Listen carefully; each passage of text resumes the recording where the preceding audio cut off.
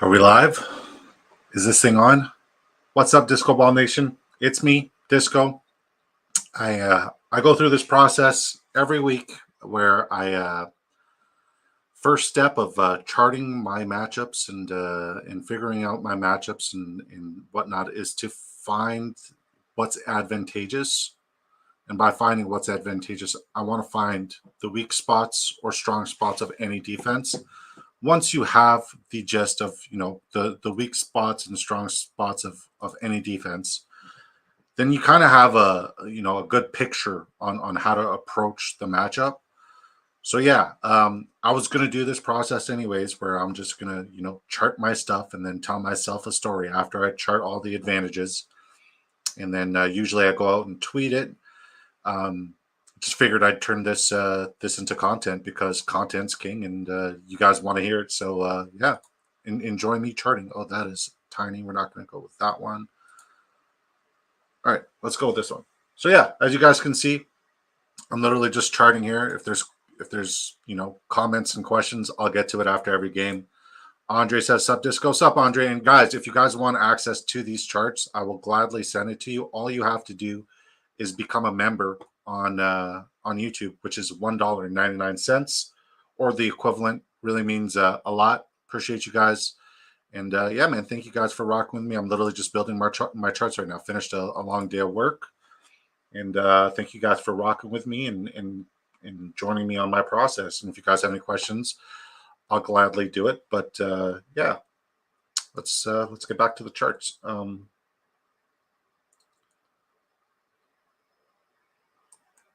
All right, so the Patriots give up 159 receiving yards per week to the wide receiver position. That is the 10th best matchup for wide receivers this week when it comes to receiving yards. The Jaguars actually give up the third most at 192.17. So, I mean, it sucks because none of these teams are going to be in a DFS slate, but it's also good because there's so much volatility with both of these teams, right? So, yeah, receiving touchdowns, Patriots don't give up a heck of a lot, 0.83. That's the 18th most. I'm trying to find the Jaguars here on my rough copy. Where the hell are they?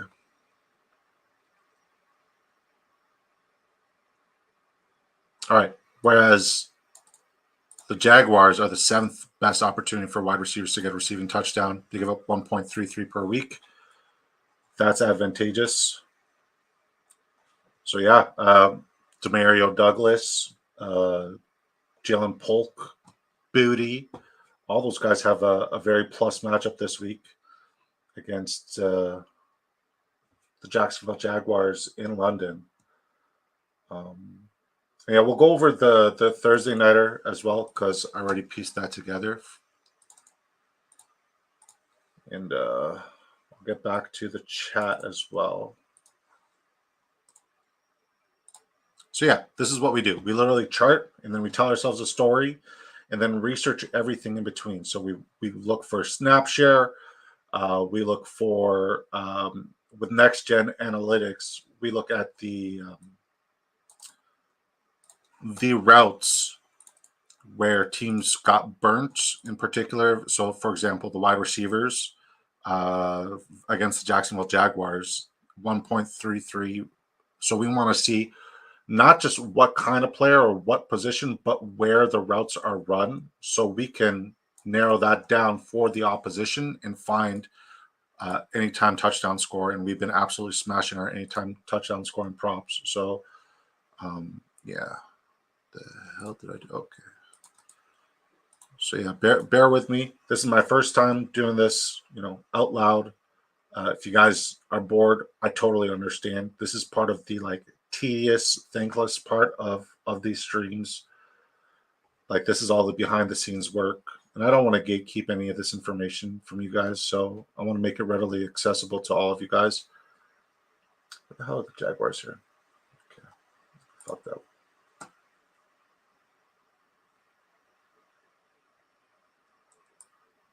Okay, so it's not a great opportunity for Hunter Henry to get receptions. But we just saw Cole Kmet go absolutely bonkers. He's one of those guys where I don't think he's startable this week, just based off of, everything that I'm researching here. Don't really love him, but yeah, I think it's another smash matchup and smash play for our guy, Evan Ingram. Because, what's the point of an advantageous matchup if you have nobody to take advantage of that matchup? For example, Chigo Konku had one of the most advantageous matchups last week. So did Will Levis and so did Calvin Ridley, and they did absolutely nothing with the advantageous matchup, right? Sometimes it bees like that. All right, let's look at receiving touchdowns. Jaguars. Okay, so the Patriots give up 0.17 receiving touchdowns to the tight end position, so not really advantageous. We'll look at the Jaguars as well. Jaguars give up 0.67, so Hunter Henry might be a start because that's the number one advantage for tight ends this week in terms of scoring a receiving touchdown. All right, let's catch up with the chat. Oh, shit, it's popping. Third, what's up, Andrew? Oh, no, second. It gets metal, but it's very shiny. By the way, I just realized we're doing this on X too. I was like, why the hell are there 34 viewers? We're live here on the Big Draft Energy YouTube channel. Would mean a lot if you guys who are watching in Twitterland come on over to the YouTube channel. Make sure you hit the subscribe button. Costs you absolutely nothing. And if you want access to this, just make sure you become a member here on YouTube, and I will gladly do that. Chef says, I made it. What's up, Chef? Good to see you, buddy. LFG, now this is what I'm talking about. My man. Good to see you, Bing King. Hunter Henry, Volcano, Green Lava, Orange. Let's go. Shout out to Sleazeball. My mind is a weapon, fantasy football. This is a guy who I share my my charts with, and I have the process of having both Sleazeball and NFL DFS picks and any other guests where we look at these numbers and we make sense of it. And more often than not, we smash our parlays, our drafters pick'em tickets, our DFS slates. Like I finished 7th last week in the drafters $3.30, and I only did 4 lineups. And then this past week I just finished 4th and I did 14 lineups. So the process works. It's definitely there. May gonna lean on him. Yeah, I mean, shit. It seems like it. Hey, what's up, NFL DFS picks? Good to see you, Dan. Dan just crushed one of the most epic and most biblical parlays I've ever seen from Thursday all the way till Monday Night Football, and it couldn't happen to a better guy. Like this guy is one of the smartest people on the planet. Dalton Schultz, tight end one this week. Oh God, are you pulling a disco and making your call already? I love it, Dan. No. I really like Sam Laporta this week as tight end one, just based off of historically what we've seen elite tight ends do against the Minnesota Vikings defense. Typically, they succeed. But shit, like I really like George Kittle this week as well. Roll on the floor. I put an emoji and it spelled out the details of the emoji. Yeah, man. On StreamYard, I can't really see all that. All right, so let me pull up the Thursday Nighter because that's what you guys are here for. Okay. So when you guys see QB versus Broncos, that's just what the Broncos defense allows. So the quarterbacks versus Broncos get 0.83 passing TDs per game. Same thing with the Saints. So 2 of the worst matchups when it comes to passing touchdowns. So I wouldn't necessarily hit the under, but I definitely am not hitting the over. Now, if we're looking at pass attempts, this is something that you could definitely hit, especially where it looks like the Saints allow the 5th most at 36.83 pass attempts. So that's definitely advantageous. And if we're looking at, passing completions, the Saints also allow 23.83 pass completions per game. And on average, guys, now it's 5 out of the last 6 games, Will Levis has gone over his passing completions marker, and it's been at 18.5 passing completions each time. He made a sweat for it last game, that's for sure, but we definitely smashed that parlay. Broncos allowed 20.5, but like these numbers are definitely going to be different, right? So we got to tell ourselves a story. The way we got to tell ourselves a story is we got to acknowledge the injuries. Chris Olave is coming off of concussion, short turnaround. Likely he's not going to play. Rashid Shaheed might go on IR or be done for the season. So it's definitely important to pay attention to that news. So it means Bub Means should be, the wide receiver one, which is absolutely nuts. How many people drafted Bub Means in best ball? With that being said, it's still not an advantageous matchup, but Patrick Surtain is also concussed, short turnaround situation, just like Olave. Is he going to play? Likelihood it's not. So is Bub Means startable? Not a lot of analytics or numbers behind that, but this is why we do this process. Is this somebody that I'm willing to bet on? If I'm going to bet on it, do I have sound basis behind my bet, or am I just going out on a limb? I don't like to play with my money. I like to make sure that if I'm putting money on something, it's got to be something that's advantageous. If we're looking at passing yards, the Saints allow 277.5 passing yards to quarterbacks. That's the fourth most advantageous, whereas the Broncos are the fourth least advantageous at 28th with 190.67. So Desmond Ridder should be on your bench this week, just based off of all the research that we've seen here on the quarterbacks. And it looks like Bo Nix is borderline startable, borderline top 15 quarterback here. Running backs right now. Not very advantageous. Broncos allow 0.5 touchdowns per game. So we'll see if there's advantageous opportunity for Kamara elsewhere, especially PPR format. He seems to smash there on a weekly basis. RBs versus Saints actually get every 0.83. So you're looking at every 5 quarters. So Jaleel McLaughlin or Javonte Williams anytime touchdown is very plausible. Or maybe Bo Nix will sneak one in, because the advantage for rushing yards should also go towards the quarterbacks. Broncos allow 23.5 rush attempts. So that's the 10th most advantageous opportunity this week. So Kamara should get a lot of opportunity. What he does with it, we'll see. Especially, and like if you factor in the 2 receivers being out, Kamara should get a heck of a lot of volume. Saints are the only allowed 20th most rushing attempts, which is interesting. Broncos 91.67 rush yards per game. Saints allow the 10th most at 111. So once again, like if we're looking at the rush attempts versus the rush yards, Saints give up 20.67 rush attempts and 111 yards. So it's not advantageous for rush attempts, but it is advantageous for rushing yards. Translation, that's the perfect recipe for longest rush attempt or longest rush. So I like the longest rush now for either Javonte or Jaleel McLaughlin. I would definitely stagger those props there. And this is how the process works, guys. We literally speak out loud, tell ourselves a story. And like usually I just type it down, but I didn't feel like typing, so I'm just doing this live with you guys. And we'll see if anybody here is live with us. 57 people watching. Jeez. Bob Means props. I love it. I haven't looked at the props yet, but I'm definitely going to do a cross comparison once all the charts done. Wide receivers, it's very advantageous for the wide receivers for the Broncos. So Cortland Sutton's in play. Little Jordan Humphrey's in play.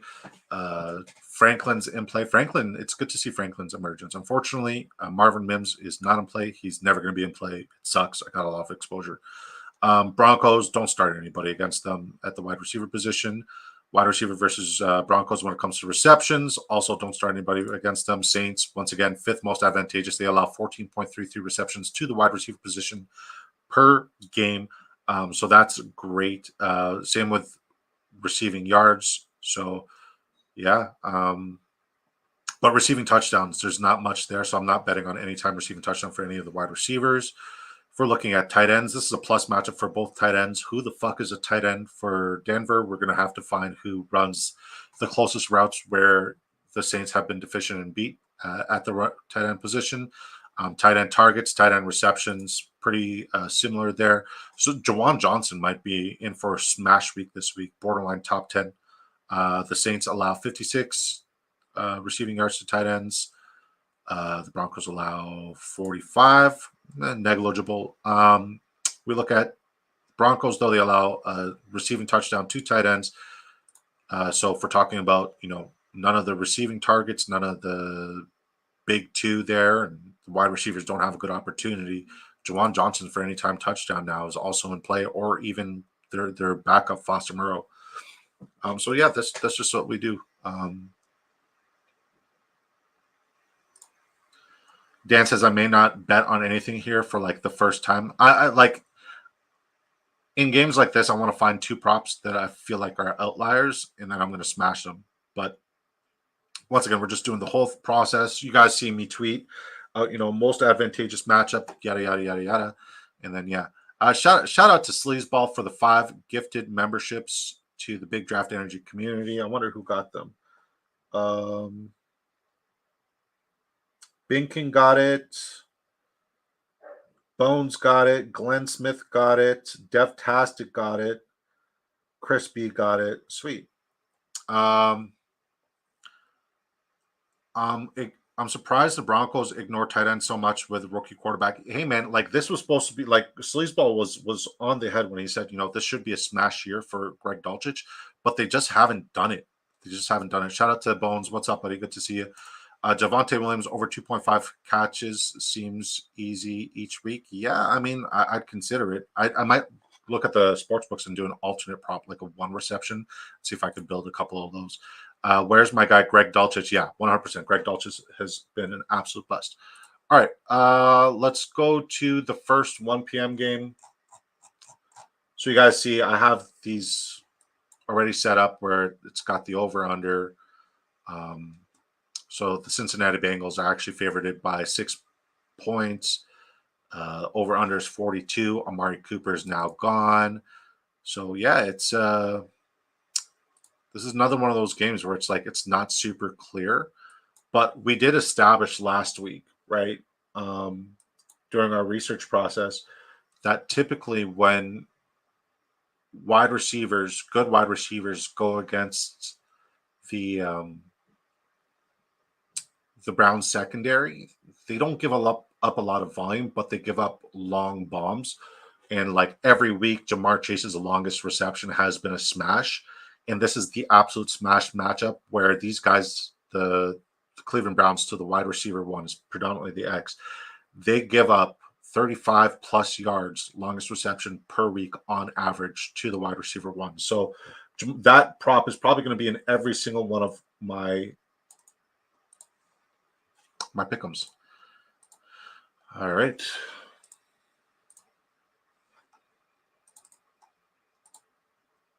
So Bengals, 9th most advantageous matchup. I said opportunistic. Advantageous matchup for quarterbacks. They give up 1.67 passing touchdowns per game. But this is one of those games where it's like, well, you got to look at who is the jackass throwing the fucking football. And that jackass is none other than Deshaun Watson. And he also happens to have his best target, supposedly, gone to Buffalo. That's going to be a smash move for them. And then whereas like it's not a great matchup for passing touchdowns for Joe Burrow. So that's to all positions when we look at that. So great matchup for Deshaun Watson, bad matchup for Joe Burrow. I think even though on paper it's advantageous for Deshaun Watson, we're going to ignore that. And even though on paper it's not advantageous for Joe Burrow, I think we also should ignore that because certain players are outliers for both positive and negative. All right. Also, pass attempts pass attempts, if you're going on your sports book, that should be something that you could bet on for over pass attempts for Deshaun Watson because he's been getting a lot of pass attempts, whereas, like, once again, not a lot of pass attempts against the Browns. Could also be a matchup situation. Have to look into that one a little bit more. Passing completions, 14th most advantageous. Yeah, this is screaming a great matchup. Start Deshaun Watson, but we know better. And I'm curious to see what Vegas does with Joe Burrow's passing completions because Browns only allow 17 pass completions per game. And, Joe Burrow averages well over that. Also, another note for me to take away. and get the exact details after this. And yeah, so this is the first part of the process. The next part of the process is literally just like, what research do I need to do to find these outlier props? And then we just go live on Thursday with our outlier props. We go live on Saturday with NFL DFS picks and sleazeball. And we give our props, we give our locks, we make our DFS calls and our DFS picks, and we smash. We don't fucking miss. Where the fudge are the Browns? There they are. All right, not great matchup for either quarterback when it comes to passing yards. So it should be really interesting. Let's see what the running game looks like. All right, Bengals give up 1 rushing touchdown per game. Do you guys think we see Nick Chubb this week?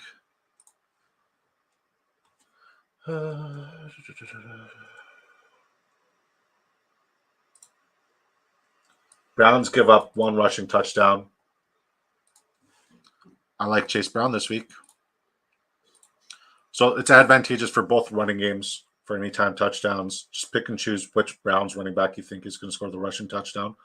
Or maybe even think Deshaun Watson has the ability to do so.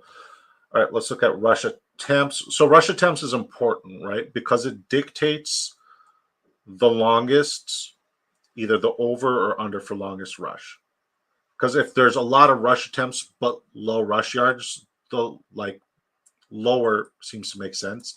And if there's not a lot of rush attempts but a lot of rushing yards, then over the longest seems to make sense. We then have to do, the process of elimination and make sure we back our theory there. I'm just going to shut up for a second and put these numbers up, and then we'll talk about everything.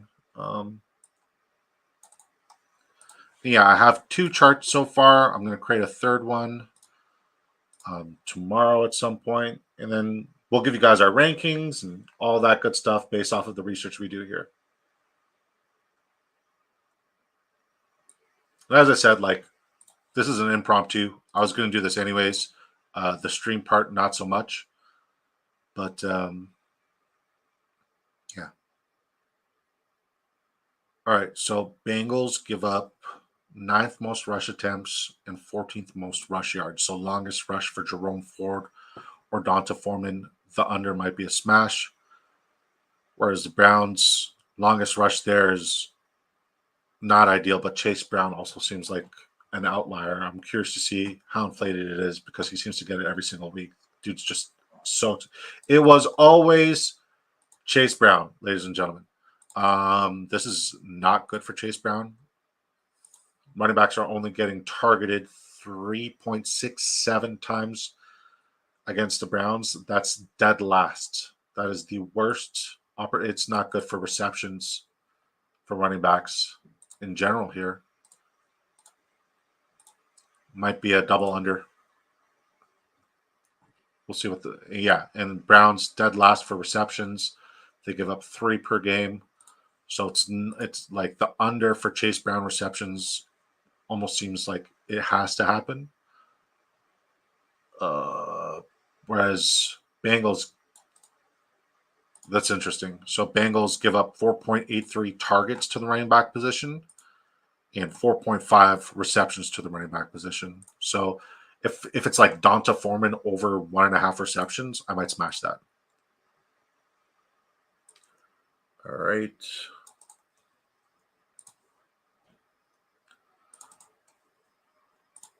We'll look at receiving yards. And the only reason why I don't have receiving touchdowns here, because I do have that, but very seldomly do we see running backs or an outlier or a weakness in our defense in particular where they allow a lot of receiving touchdowns to the running back position. The only 2 teams that are definite outliers, the Titans and the Bills. And even then it's not anything 60% of the time for the Tennessee Titans and 50% of the time for the Bills. So it's not one of those things where it's it's pretty good, but it's not something I'm willing to bet on. Let's be honest, I'm willing to bet on everything weird. Let's catch up with the chat real quick. All right.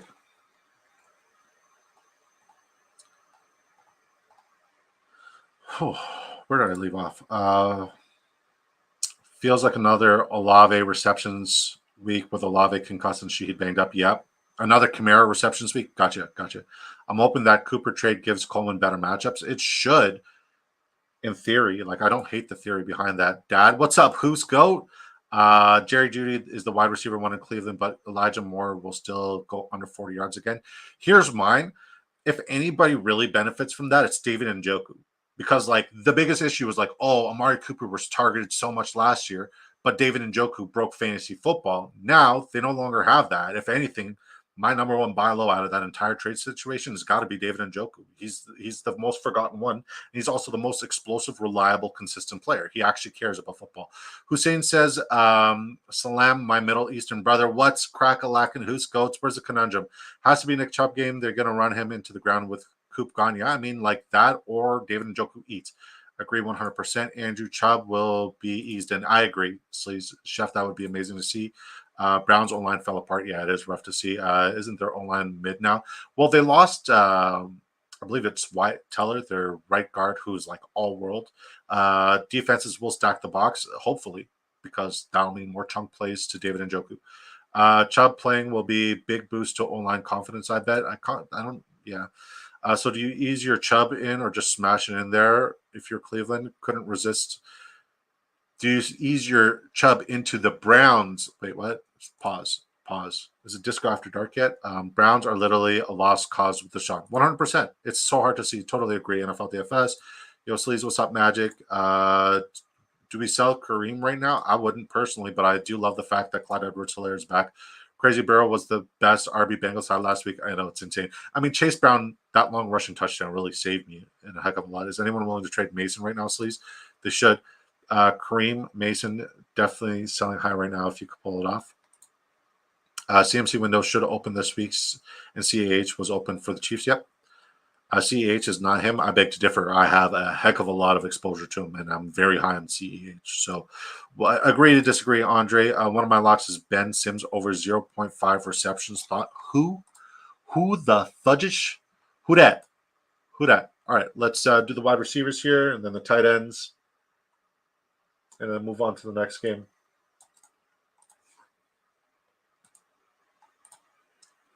Bengals give up the 8th most targets to the wide receiver position at 20.17 targets per game.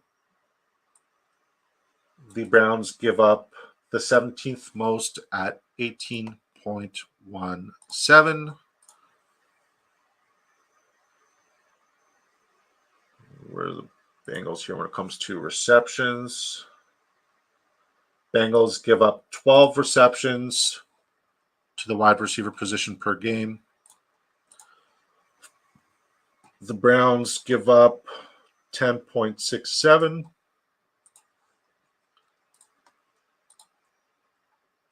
Let's look at receiving yards.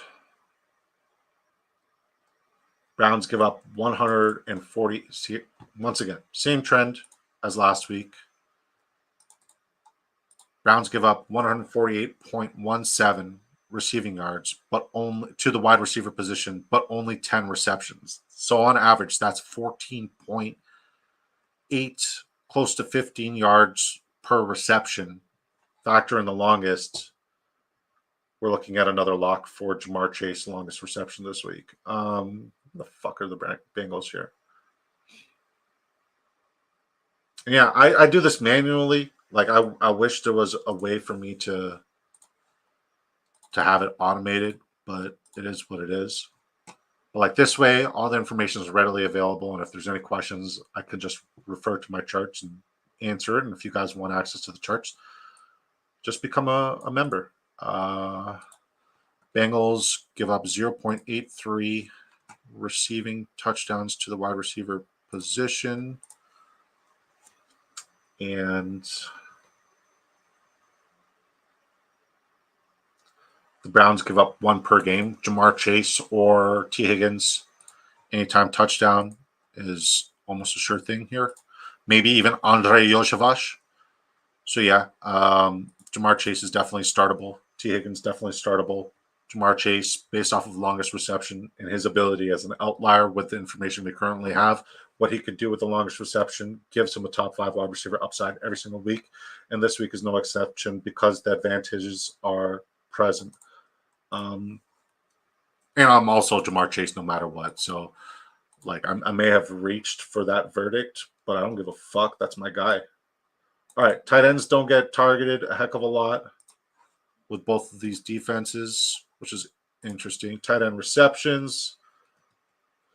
Bengals give up 4.33 receptions to the tight end position. I would say David Njoku needs to get more. I'm curious as to what David Njoku's props is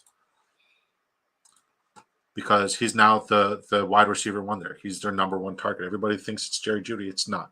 It really isn't. It never was. It never is. Never will be. Not a plus week for Eric All, so he's not going to be in a bold call this week, unfortunately, because I love me some Eric All. Mike Gesicki, I hate with an absolute passion. You guys know that. Bengals give up 46. Yeah, I like the over for Njoku pretty much everywhere here.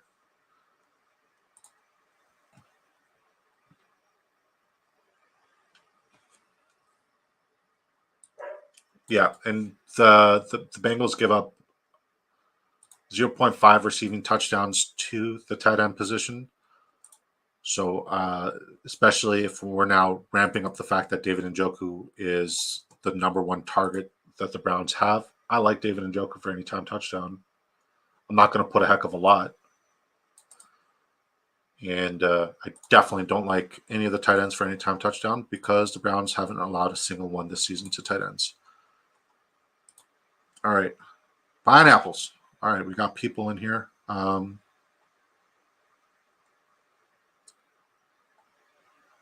was the last? CEH is not him. I need to star my the last message I read. Locke. Packers backup tight end with Musgrave IR got 2 receptions last week and plays text. Is that prop up currently on Drafter Sleeves?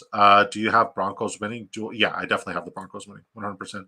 Is Drake London worth laddering up to 100 plus yards this week, Disco? I'll get to that. We still have a long way to go, but we're going to be here.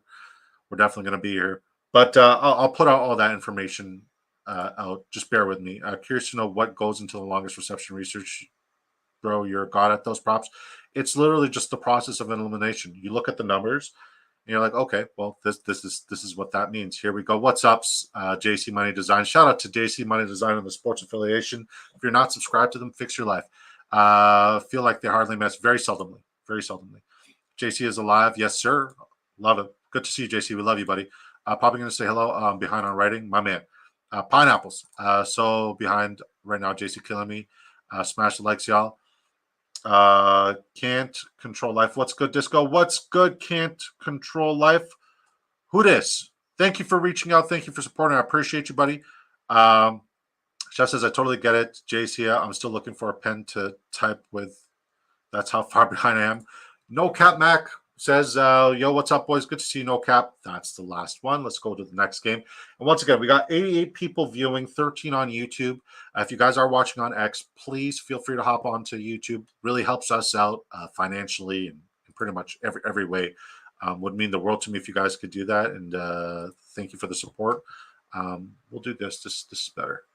All right, let's go to the next game. Ooh, I like this game a lot, guys. I love this game. My wide receiver 1 and tight end 1 predictions are in this game, so I'm here for it. We got the Detroit Lions, who are 2.5-point favorites against the Minnesota Vikings. The over-under is 50. Let's go. All right, so if the Lions are the visiting team, then we'll have the advantageous matchup there. All right.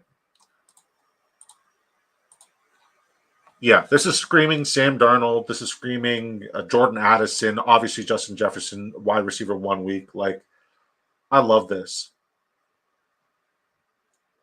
Where are the Vikings? All right, Vikings give up 1.6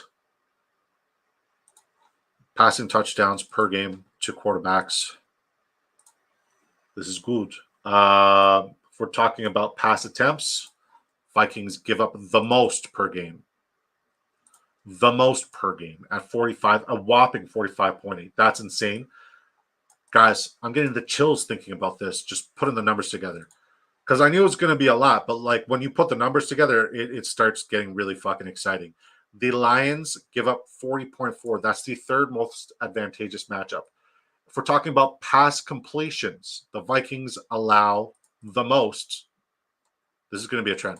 They allow the most at 27.6 pass completions per game. The Lions allowed the third most at 26 pass completions per game. If we're talking about passing yards, the Vikings allowed the third most at 286. The Lions allowed the sixth most at 265.6.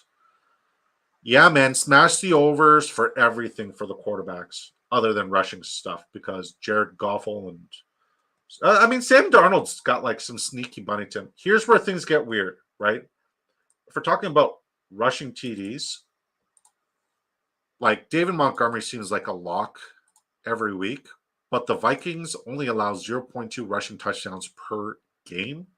That's the second worst matchup. The Lions allow 0.8, so Ty Chandler. That's the 14th best. Oh, shit. That's the 14th best matchup this week at 0.8. So Ty Chandler, Cam Akers knows the system, so I don't think he's going to not play. Rush attempts, both teams dead last and second last. Something's got to give here, right?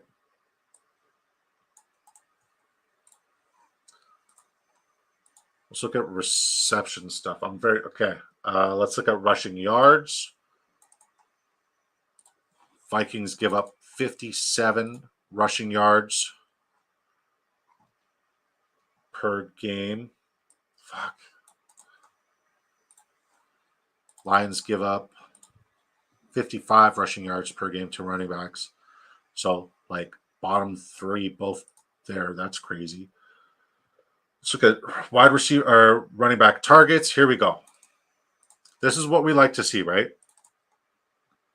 This doesn't scream David Montgomery. It definitely screams Jahmyr Gibbs receiving yards and longest reception because, like, it only makes sense. But then again, we then look at Ty Chandler and Cam Akers, and it's like one of the worst matchups in football. So something's got to give. Lions give up 3.8 receptions, which is the 26th worst matchup. The Vikings give up 4.6.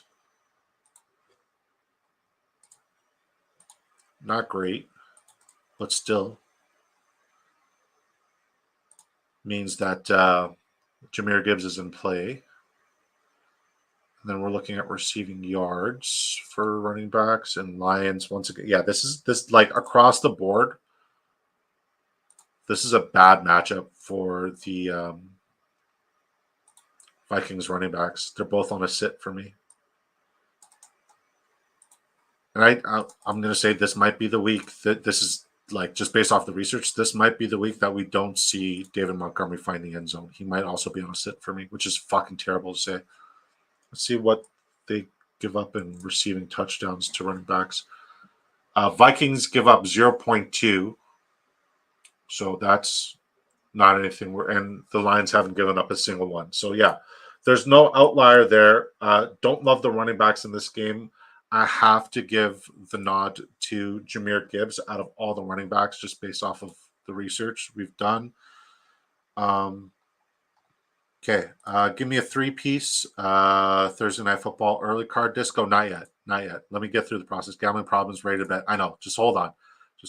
Nothing but killer knowledge and killer content up in here. I appreciate that, man. I hope you guys are on board. I really do hope you guys are on board. Should tell me what the data is, and maybe we can find a way to make this work easier for you. There has to be a way. This is going good. I'm just speaking out loud. Like, this is the process I go through. It works for me. Sam Darnold, my QB6, Jettas, wide receiver 1, Laporta, tight end 1. Amon-Ra, wide receiver 3. We're getting there. Keep crushing it, Disco. I appreciate you, JC. Thank you, man. Love you, buddy. Aaron Jones still outlines. No Hutchinson. Agreed. Darnold smash. It's not a bad deal. Traded. But here's the issue. They don't give up a lot of receiving touchdowns. They're bend but don't break defense, which is insane. Vikings traded for Cam Akers earlier today. I saw that. Yeah, Jones, bad news. I fear. Yeah, what's up, Pete Nova? Shout out to Pete Nova and the Fantasy Face-Off network there. Love it. Damn, I hope not, Sleaze. I can't deal with the ghost of Akers. I know, right? It's killing me. Vikings have – he's kind of like who was that quarterback? It wasn't Downs. What was his name? What was that quarterback's name? The one with no eyebrows, the rocket scientist. Weird that's a way to describe an NFL quarterback. Vikings have typically been up all seasons, forcing teams to throw and play catch up, and this is what we're going to see. Here's what the outlier may be, right? The Lions, and for some reason the head coach's name is evading me, but the Lions they're going to be stubborn and they're going to want to, break that trend. This is a tough divisional matchup. I think they're the outlier that may surpass the running game, but I still need to crunch a little bit more numbers. 2028 Super Bowl award. It's one of the most beautiful stadiums in the NFL. I got a parlay ready for Steve. Maybe not betting ready to hit submit. Take me to therapy. I love it. Josh Dobbs. There you go. Dobbs. Fitz. No, it was Dobbs. The Pastronaut. There you go, Andrew. Come from Arizona to Minnesota. And yeah, interesting. From Tennessee first. Dan Campbell coaches the Lions. That's his name. Yes, I know. It's been a long day, guys. I've been up since 4 a.m. Dobbs. Yeah, Dobbs. That's his name. All right. I'm going to star that one. Let's go to the wide receivers because this is exciting stuff. If we're looking at receiving targets, no shocker, wide receivers get the most targeted against the Lions. Vikings give up the second most targets. So this is like a match made in heaven. Receptions, same thing. The Lions give up 19 receptions to the wide receiver position. The Vikings give up 17.6. This is one of those games where like every over might smash in the passing and receiving. Lions give up the most receiving yards per game to the wide receiver position. The Vikings give up the second most receiving yards to the wide receiver position. This is just wide receivers, not just receiving yards, just wide receivers, right? So it's good to isolate this stuff. It really is good to isolate this stuff because everything's in play, volume. But then we're looking at receiving touchdowns. Once again, bend but don't break, right? Just like we alluded to. Anytime receiving touchdown may not be there. It may not be there. Let's look at the Vikings. So Amon-Ra St. Brown, based off of this, may have just jumped Jay Jettas, but I like Justin Jefferson a heck of a lot. And obviously with that Aiden Hutchinson news, Sam Darnold's going to have a little bit more time, right? But all in all, like you want to play all four significant wide receivers in this game in both quarterbacks in every DFS league. Like I'm going to create an owner's box super flex DFS lineup with just the quarterbacks and wide receivers from this game and Sam Laporta. And then just sprinkle in a couple of running backs, maybe Saquon, because Saquon's beautiful. This is like all logic goes out the door. Fuck the matchups. This is the ultimate revenge game. Like, I feel like the Giants did Saquon dirty. And I know people are going to disagree, especially Giants fans, but yeah. All right, guys. Let's put the Sam Laporta theory to test. I haven't looked at the numbers, but like Vikings are tight end gold, all right? They give up the 8th most targets to the tight end position at 8.2. The 3rd most targets at 8.2. The 8th most receptions at 5.6. I mean, even if TJ Hawkinson was good to go, this is not the matchup for him. All right, let's look at receiving yards. Vikings give up 51. That's the 10th most advantageous matchup on the week. So across the board, everything so far that we've looked at, plus matchup for Sam Laporta. Is Sam Laporta an outlier who can take advantage of a plus matchup? The answer is definitively abso-fucking-lutely. If you guys don't know who I am, I'm the guy who called Sam Laporta tight end 1 right after he got drafted by the Lions. And I'm the guy who smashed that fucking call. I've missed a heck of a lot of calls, but that's one I'm really proud of. Like, I've missed a lot of calls. Zamir White, I hope he plays this week because it is after week 6. Not time to pay the piper. Across the board, most receiving touchdowns, 7 most at 0.4.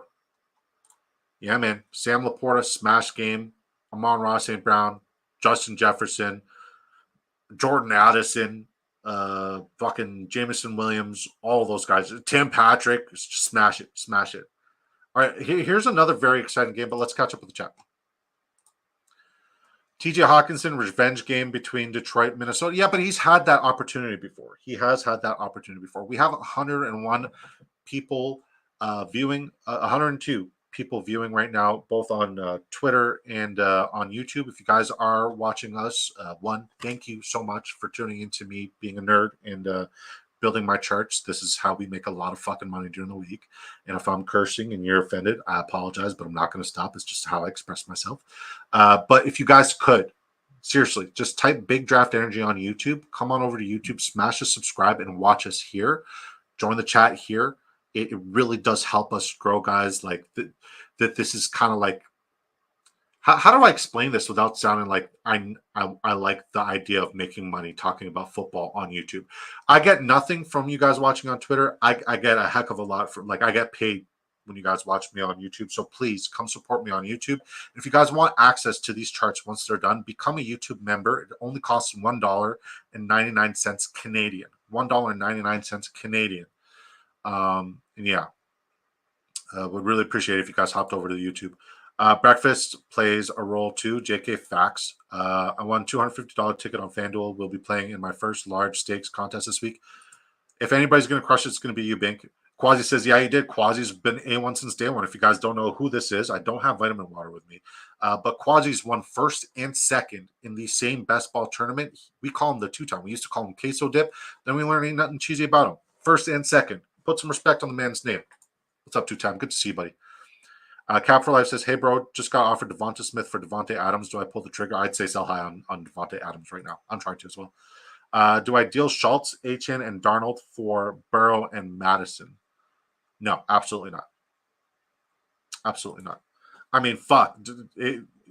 Listen, my guy Dan, NFL DFS Picks, just went on a limb and said Dalton Schultz is tight end 1 this week. I'm about to find out why he's saying that by looking at the numbers.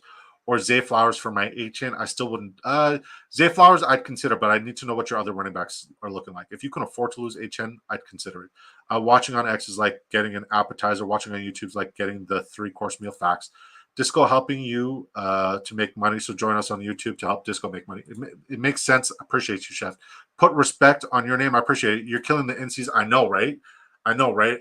Like, this is why I do what, like, this is why I do this, because, like, the most information we get, or the more information we get, the easier it is to just, like, ignore the noise. You know, how your lab sees a scroll and just, like, ignore the noise. Just go pick your guys, put them in your lineup, and absolutely smash, right? And then, like, we create lists, and if you guys want, yeah, we've got 2 top 10 finishes, 1 top 5, and this is the week we're aiming for number 1. Disco always knew his football. Who's Canton can't control? Who is this? Who's can't control life?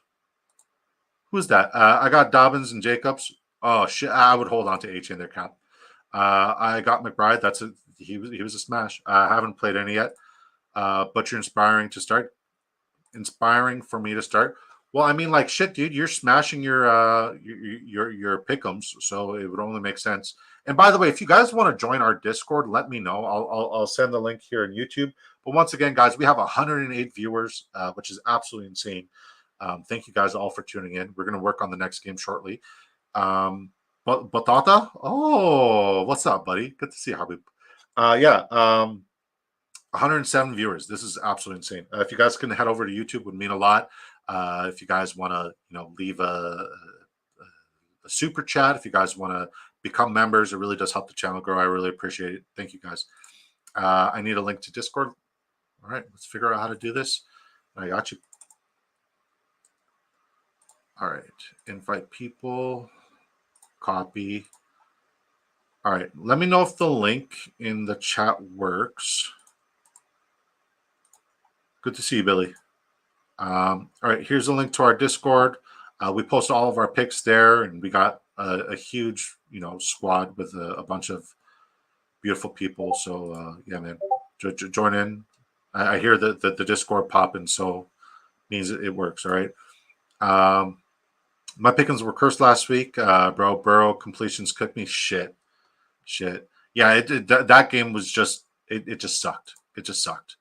Cool God, thanks. Appreciate you, buddy. Appreciate you. Invite is good, Disco. Thank you, Andrew. Thank you.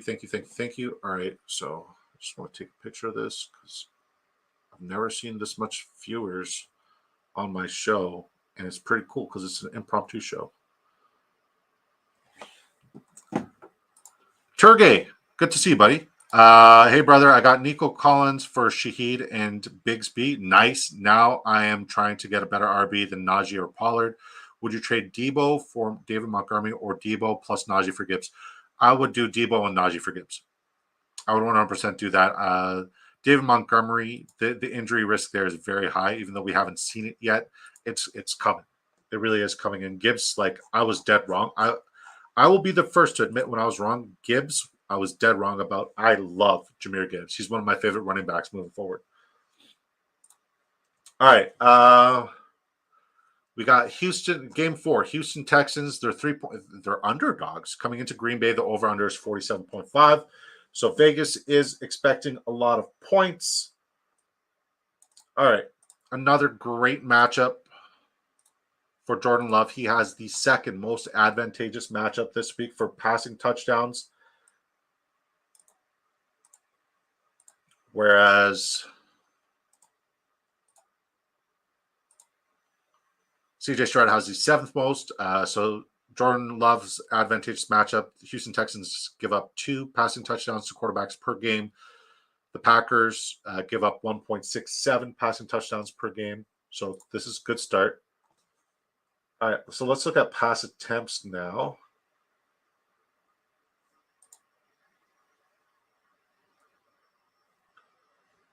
I'm trying to find it. Okay. But Texans don't give up a heck of a lot of pass attempts. So we gotta make sense of this after we put all the numbers together. Packers give up the 8th most pass attempts at 34.5.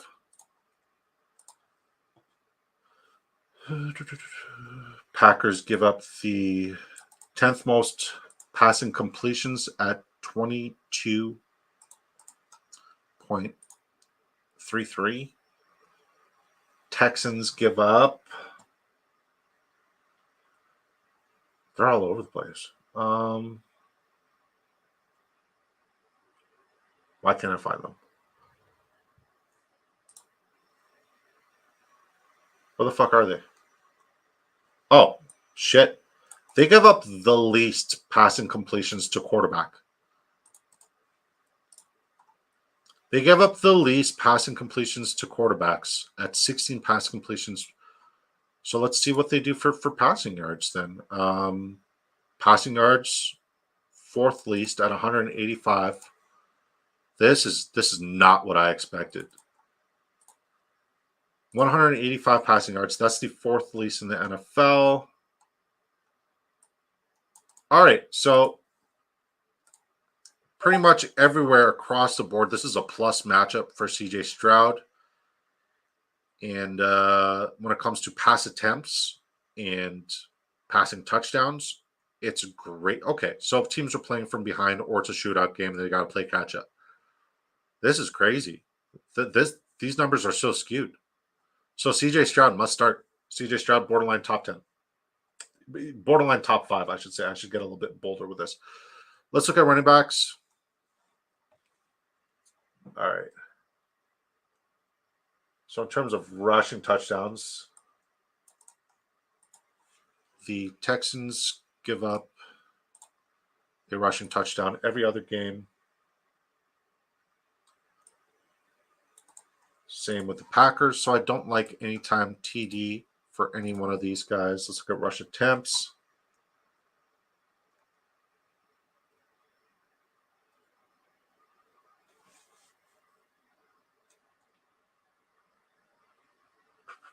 All right.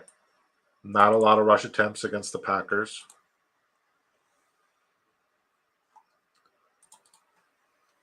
This is not screaming a great running back matchup, and same with the Texans. Let's see if we can make something with rush yards. Packers, once again, not a lot with can't really find an outlier there. And Texans. Yeah, this is rough.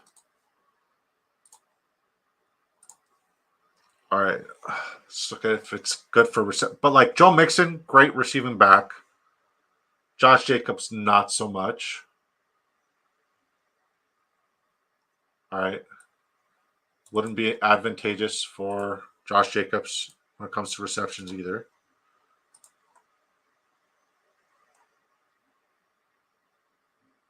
Very advantageous for Joe Mixon. This is plus. All right, so 6.17 targets Packers allow. That's top 10 opportunity. And then they allow 5 receptions. This is why we do what we do, guys. They allow 5 receptions to running backs per game. So great matchup for Joe Mixon, especially PPR format, whereas it's bad on the ground and in the air for a guy who doesn't really catch a lot of balls anyways against the Texans. Let's look at receiving yards. Wow. Yeah, this is across the board. Great matchup for Joe Mixon when it comes to receiving. All of Joe Mixon's receiving props are in play. All right. But, like, here's the real deal, right? We say all of them are in play until we see what Vegas puts out. And that's how you spot the outliers. And once you spot the outliers, you're like, okay, I definitely want to bet on this one, right? But in the meantime, we have to find out the advantages and know who's capable of what. It's just bad across the board for Josh Jacobs. Josh Jacobs is a borderline sit this week for me. Let's look at receiving touchdowns. Any Packers give up 0.17 receiving touchdowns. So there's a possibility that Joe Mixon finds the end zone, but very slim. And the Texans also same amount. So yeah, not great for receiving touchdowns, but I don't think any matchup is great for receiving touchdowns. Let's catch up with the chat. Jahmyr Gibbs is him. Jahmyr Gibbs, set him free, man. Monty extension pains my heart. I don't hate it. Do you think Dallas needs to rebuild? Last year, I've been saying this since May. Dallas needs to invest in the offensive line, and there's no way they're going to do it by the trade deadline, which is I think November 5th. So yeah, it's going to be rough. When you look at that Texas Coast West Coast offense, it only succeeds off of play action. Play action's only respected if the run game's respected. If the O-line's not blocking and creating holes for the running backs, you're going to face light boxes, double teams across the board, and it's going to be tough sledding, and Dak Prescott's going to get killed. Turgay, he's going to love this question. Yeah. Stroud's going to light up Lambeau Field. Yeah, it looks like it. It looks like it. Disco and Sleaze, the go. What's up, Bryce? Good to see you, buddy. Would you trade Monty for HA and have Cook, Jacobs, Bucky, Tracy need a win this week? This is a great week for HA. I would personally do it. Yeah, I would definitely do it. HA has a beautiful matchup, so hard to trust. But, like, if we're looking at HA's matchups, like, I want to say there's 6+ matchups, and then every matchup becomes a plus matchup once Tua becomes healthy. But similar to, the Dallas Cowboys, that offensive line is terrible. So he's going to get killed again. All right, let's look at wide receivers. Texans give up the 13 most targets. It's cool when it works like this. When the team gives up the exact same targets and receptions. All right, so there's that. Let's look at receptions. Packers give up 11.17 receptions to the wide receiver position. Texans, what the fudge? Texans give up 10 point. Oh, shit.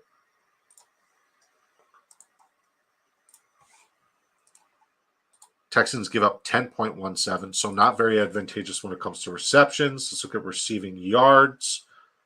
Packers give up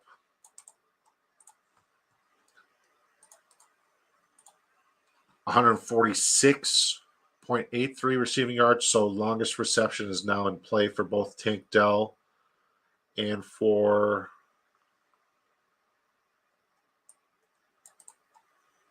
Diggs, and similar to all the wide receivers in Green Bay for Jaden Reed, Christian Watson, and Romeo Doubs. You see numbers like this, guys, just compare it, right? 10 receptions, about 141 yards. That's 14.1 minimum. Are the receivers on the other side capable of breaking that? Yes.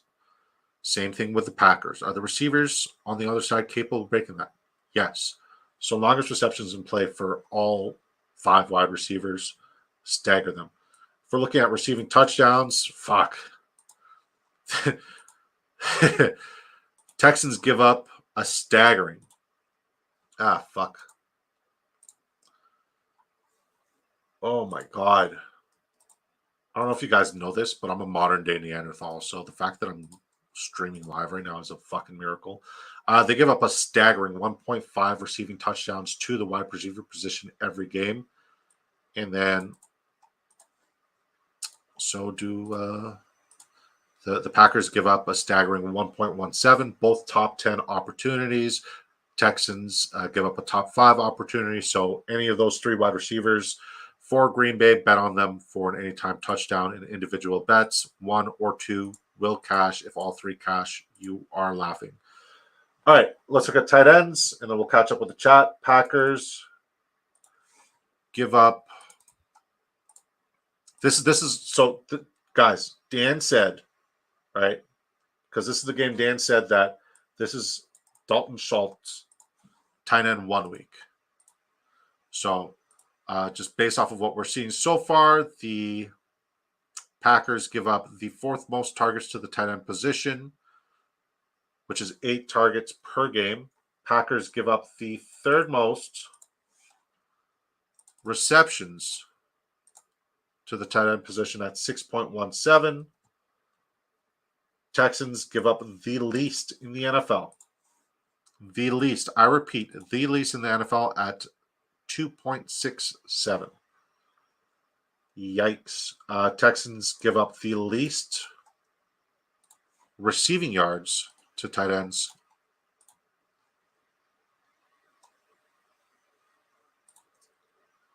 Packers give up the 6th most.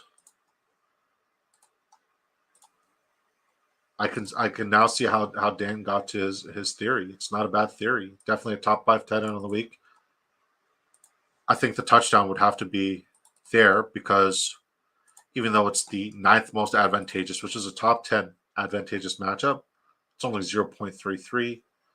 And the Texans, how many touchdowns they give? Same amount. Same amount. All right. That's that game. Let's catch up with the stream chat. All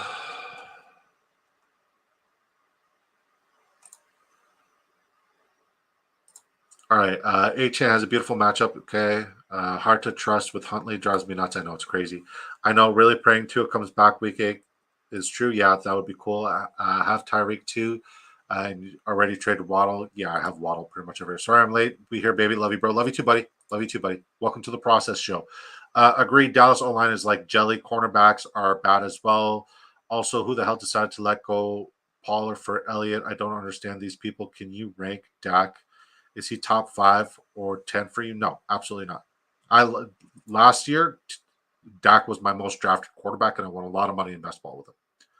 This year, I faded him. I faded him hard. Anybody who followed the stream ever since, late April, early May when we were doing our best ball drafts, I said avoid. I'm avoiding everybody on Dallas, including Rico Dowdle. The only one who I liked at ADP and I considered getting because, like, if you don't have a lot of time as a quarterback, you're going to need to check it down is Jake Ferguson. And I still don't have a lot of Jake Ferguson either. By the way, like and sub, guys. What is so great about it? It doesn't cost anything. Exactly. It means the world. We have 115 people tuning in, 14 here on YouTube, guys. Let's try to balance those numbers. Please come over to the Big Draft Energy YouTube channel. Smash the subscription. Would mean the world. Would mean the world.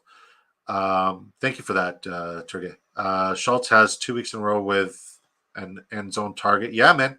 Yeah, man. Curtis Samuel almost cashed yesterday, buddy, for an anytime touchdown. He did that exact wheel route that James Cook did, coming from the backfield too, and he just dropped it. Would you fire Getsky or ride this season out for the Raiders? Shit, man. Here's the thing. Devontae Adams leaving is great for Zamir White. And I know people are sick and tired of hearing, like, everything I say that's good gets kind of like taken away, and people can't take me seriously because I'm such a Zamir White truther. But like we've been saying all year, man, after week 6, Zamir White is going to be a top 5 running back on the season. Hello, everyone, from the beautiful Bearded Bastards. What's up? What's up, fellas? Good to see you. Thank you for stopping by. All right, 120 viewers and 15 on YouTube. Head over on YouTube, guys. This is crazy. Thank you guys for your support. Thank you guys for being here first and foremost. Gratitude is absolutely through the roof, but please head over to YouTube. It really does help the channel grow.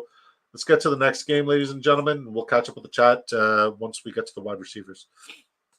All right, speaking of Devon Achane, we got game 5, 1 p.m. Eastern time. Miami Dolphins are 3.5-point dogs coming into Indianapolis. Frick, man, who else? Did any of you get burnt by the Anthony Richardson situation? Because, like, I'm in a very shallow bench league, and I had Caleb Williams, and I had Anthony Richardson. I got the word the night before that Anthony Richardson was good to go, so I dropped Caleb Williams. Put Anthony Richardson in the starting lineup an hour before kickoff, before the 1 p.m. slate. Anthony Richardson's no good to go. So I had to pick up Drake May. Thankfully, Drake May is him, and we had a night. Timothy Brand says, I'm the Pollard hater. Oh, good to see you, buddy. Good to see you. Come on over to YouTube, smash the subscription. These are the charts we build, man. It's great. Please come over to YouTube. Really just help the channel grow, guys. It costs you nothing. And if you guys are worried about, like, okay, well, like, how do you create an account? You literally just plug in your Gmail account to your YouTube app, and bada bing, bada boom, you can come, click the subscribe button. Once again, costs you nothing, and chat in here and watch us and get, like, even though we don't need watched hours, the watched hours does go towards, ad revenue and whatnot. So yeah, this is how I make money, guys. So help me make money by me helping you make money. Let's go. What's up, man? Good to see you, buddy. Her A-Chain season week, please. I mean, all signs are pointing towards it, but like, let's justify it with the game. Let's justify it with the game. Let's get to the research, okay? I'll be back. All right. So yeah, Indianapolis Colts are the favorites. Joe Flacco's great. Anthony Richardson hopefully is recovered so he could show people that he is also semi-decent. All right. Since the Finns are visiting, the Dolphins actually give up the least amount of passing touchdowns per game to quarterbacks. Very interesting. The very least. Whereas the Colts give up the 12th most on the season at 1.5 passing touchdowns. So far, Tyler Huntley. The Colts give up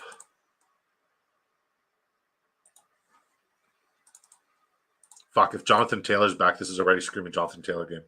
Just off of what I'm seeing here. Okay, Colts give up the 13th most pass attempts at 32.17. The Dolphins give up the 31st most. So second worst matchup for quarterbacks for pass attempts. This is just screaming. Control the rock, run the ball. Once again, Dolphins give up the least passing completions. If Anthony Richardson's not in, Joe Flacco is going to have to, overcome these odds. And if Jonathan Taylor isn't in, it's going to be interesting. This is a very interesting matchup. Anthony Richardson, anytime rushing touchdown, screaming at me if he plays. Yeah, man. Who knew the Dolphins' defense was so good against quarterbacks? Did you guys know that? I had no fucking idea. Kind of forgot about them during the bye week. It was nice not worrying about Tua being dead. RIP. All right, so across the board, great matchup for Tyler Huntley. Terrible matchup for Anthony Richardson or Joe Flacco when it comes to passing. Now, obviously, Anthony Richardson has that rushing upside. So I might be inclined to also pull up the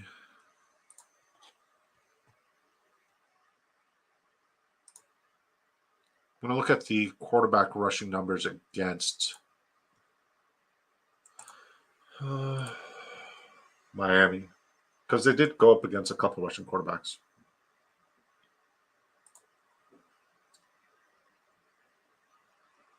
All right, rushing touchdowns. They've given up not a single one.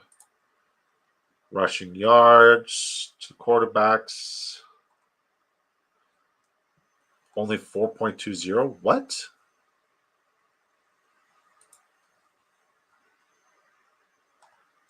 Average for rush attempt per quarter. Yeah, they're literally the best defense, apparently, against defending the run against quarterbacks. Who do we say the Bengals face this week? Deshaun Watson?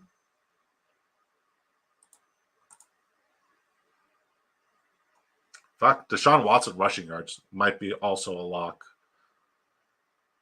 Jalen Hurts rushing yards might also be a lock. Jordan Love, I'm not betting on that.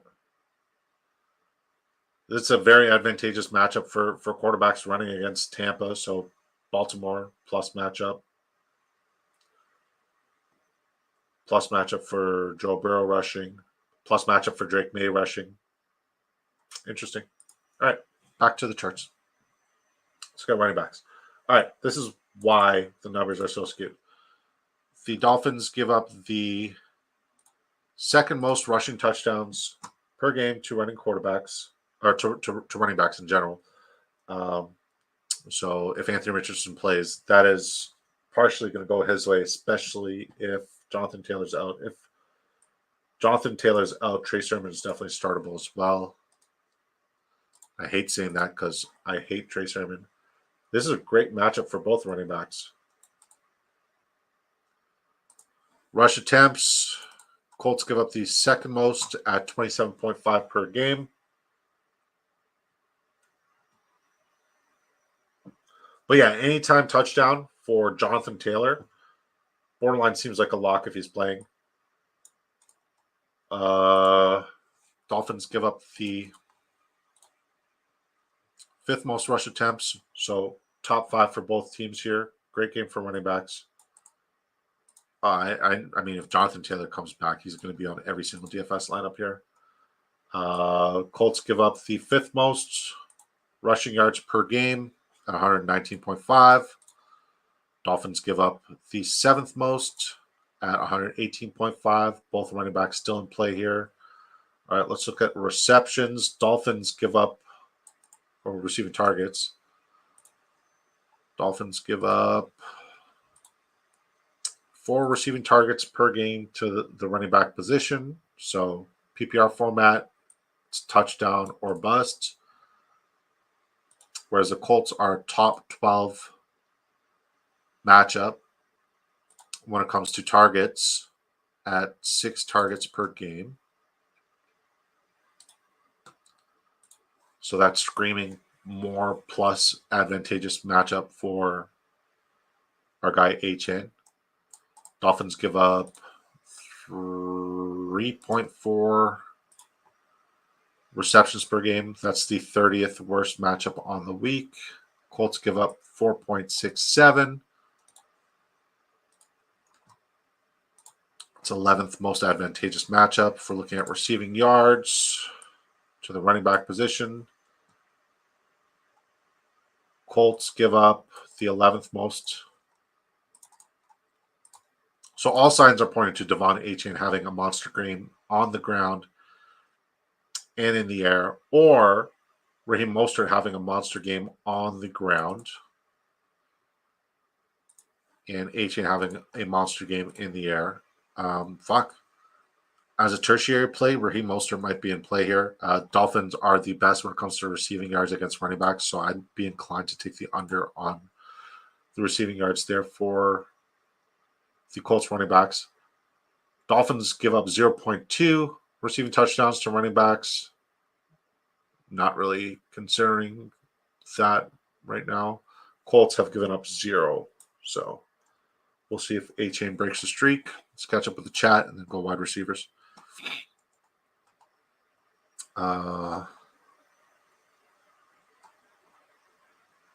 What's up, Bayou? He says, let's go, baby. Good to see you, Bayou Bengal. Guys, subscribe to my guy, Bayou Bengal. He's the man. He really is. Would you get Juju now or wait one more week? I would personally go get Juju now. I was saying this earlier, Michael Thomas is available. The fact that the Chiefs haven't jumped all over Michael Thomas, who should technically quote unquote be a better option than Juju, means that they believe in Juju. Juju knows the offense. Juju's relied upon, and I'm definitely gonna get Juju now. If he's available in waivers, you have the room on your bench. Do it. Hit those likes. Appreciate you. By you. Timothy Brand says, I'm only messing with you when it comes to Pollard. I still hate him, but he's having some good cuts and explosive in the hole. He's the only good thing about that offense. That's a good thing.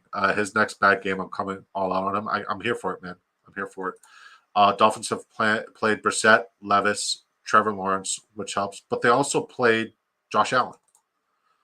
Noah Goodson over Sermon. He definitely took the job last week. Okay, that's good. That's why I talked to you guys. I'll be honest. Watching the Colts game or highlights wasn't a priority for me. Bengal says, "Sleaze, hey Sleaze, got a free spot in my roster. Options: Mostert, Algier, Warren, Hill, Justice Hill, Braylon Allen, Blake Corum, Ty Johnson, Sean Tucker, Ray Davis for wide receivers. I have Lazard, Gabe Davis, Demario Douglas. So I'm going to go with, for this week, and this week alone, I'm going to go for Raheem Mostert or Demario Douglas. Slee says Warren or Algier if you have Bijan. So Warren has the Jets. I don't think Warren's going to do much against the Jets. He's still a slow ramp up. This is not his week. And Algier has Seattle, which is kind of good. Wait, Jerry's in here? Oh, Jerry. Jerry says hi, Al. What's up, Jerry? Good to see you. I don't know why it didn't show. Tip Major says, yo, Tip, you, of all people, should come over to the YouTube channel. And thank you, Bayou, for becoming a member to the YouTube channel. It means a lot, man. Really, really appreciate it. God bless you guys. It costs $1.99. Helps us out a heck of a lot. We're out here streaming to 127 people on both Twitter and YouTube. This is by far the most I've had people tuning in. If you guys think these streams and these videos will help you win money, I'm not going to be streaming on X on Thursday where we're putting our locks. I'm not going to be streaming on Saturday on Twitter where we're going to call out all of our props and pick'ems. So please come over to YouTube, click the subscribe button, turn the bell notification on. It'll let you guys know when we're live or when we're posting any videos, and that's how you guys get access to all this information. Because our community is very happy with us right now because we make them a heck of a lot of money. All right, let's go to wide receivers. All right. This is such a boring game to talk about. I don't get excited for this game. All right, Dolphins give up the second. This is running backs or nothing. They give up 13.6 targets, not even receptions. There might be some promise here. Colts give up 18.17 targets to the wide receiver position. This is good. Colts give up 12 receptions to the wide receiver position. Dolphins give up 8.8. This is screaming Jonathan Taylor week. This is 100% screaming Jonathan Taylor week. If we're looking at the matchup, we're looking at the numbers. If Jonathan Taylor plays, he could easily beat the RB1 this week. No exaggeration. Like, longest reception isn't necessarily even in play here for the Dolphins, is it? We'll do some mathing. Colts, yeah, longest reception for the Dolphins, definitely in play. Definitely in play. I know it's Huntley. I don't care. Huntley is a reliable quarterback. He's better than Will Levis currently. God, I remember when I said Will Levis is an absolute bust. And, man, there was so much hype around that absolutely horrible Tennessee Titans offense. And as I said, and I know I keep patting myself on the back, but somebody's got to do it because everybody reminds me of all my misses. So I got to remind you guys of my wins. I said the only guy who's going to have any sort of fantasy relevance on the Tennessee Titans this year was going to be Tony Pollard. So far, Disco is right. All right, so wide receivers, longest reception for both Waddle and Tyreek Hill are in play. Receptions is definitely not in play for either one or either side. I would actually consider taking the under on Michael Pittman or Josh Downs receptions. We'll see if Vegas is on the ball there. Receiving touchdowns, the Colts give up 1 receiving touchdown per week. So Jalen Waddle or Tyreek Hill, both good for an anytime touchdown bet. Let's look at tight ends here, see if it's advantageous here. Colts give up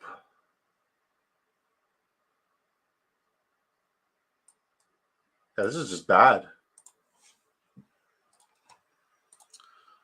Yeah, not top 10 for targets for either team. Colts give up the okay.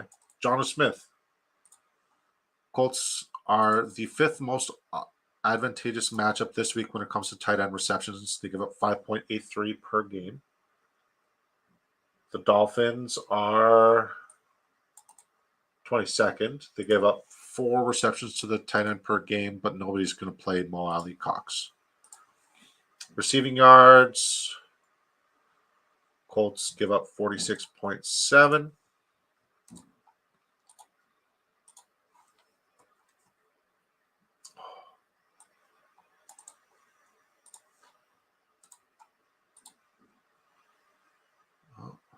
I'm not going to flip that around. Getting tired now.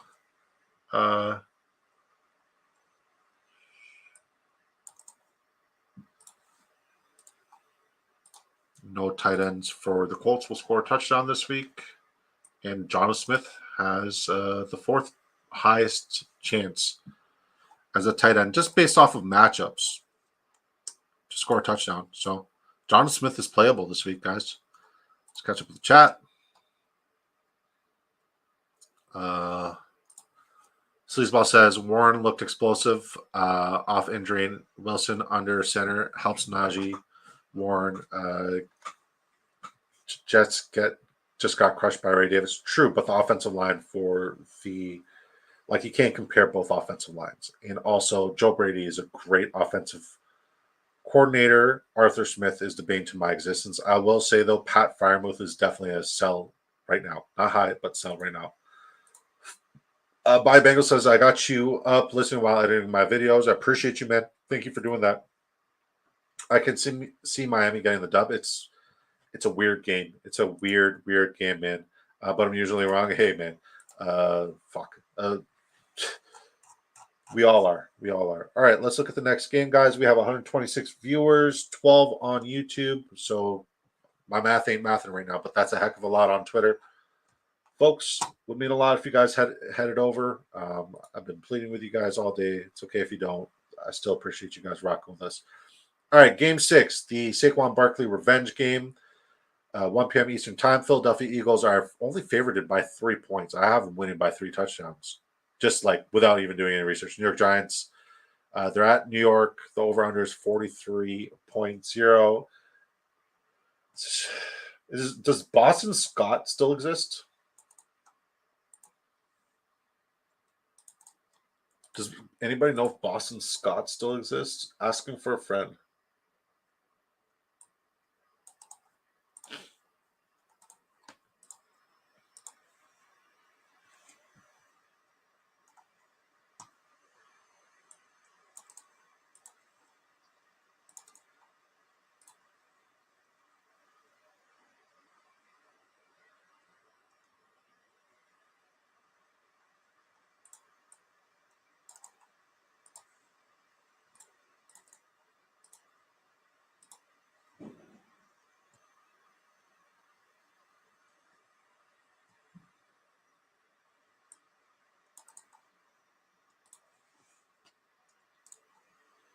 Once again, we're not going to make any sort of like definitive bets. We're just working on our theory. Then we're going to review the theory, take notes, find the advantages, and then provide all of our bets and help you guys cash. If you guys want to tail any of these bets on Drafters Fantasy, make sure you use promo code DISCO. That'll double your initial deposit dollar for dollar up to $100. And if you hit 8 props, it will 100x your dollar skis. And yeah, we've hit a seven prop bet where we 65x our money. That was pretty fucking sweet. All right, so if we're looking at the quarterback situation, Eagles give up 1.4 passing touchdowns per game. So if Malik Nabers is good to go, upside there, but we'll see if it's for the wide receivers. It probably is the wide receivers. Giants give up 1.17 passing touchdowns to the quarterback position. Both teams give up roughly 30 to 31 pass attempts. Giants give up actually 22 pass completions. So quarterbacks are very efficient against the New York Giants. If we're looking at the passing yards, they give up the 20th most at 200. It's interesting. So Eagles don't give up a lot of completions, but they give up chunk yards. So Daniel Jones' longest completion is now in play. That's how the process works. Daniel Jones' longest completion is now in play. Let's look at running backs.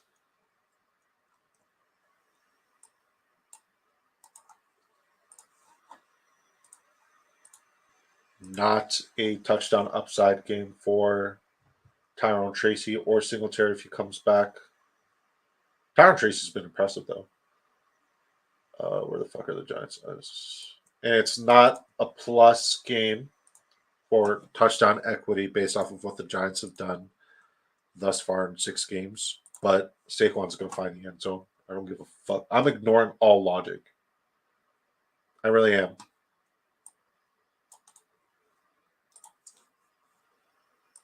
I just hope he stays healthy.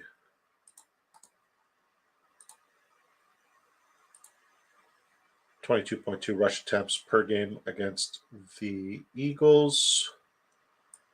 Wow. This is very interesting. This Giants team is different. Only 16.83 rush attempts against the Giants per game. Let's look at rush yards. Fuck. They only give up 81.67. This is like everything is telling me go under Saquon here. Everything is telling me go under Saquon here. And I was saying, no, I'm here for the revenge game. This is the revenge game of all revenge games.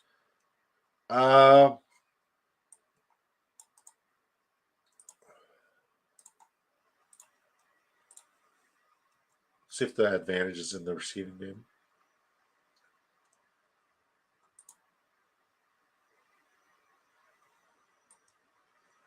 Oh, found it. So Saquon Barkley is going to kill it with the receiving game. We'll go over the numbers once I paste everything here.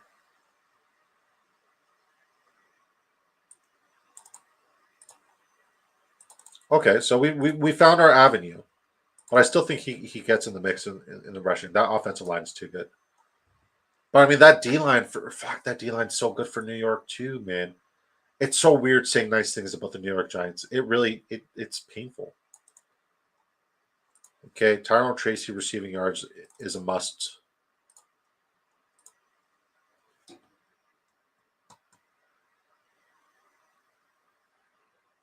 And so is Saquon Barkley's.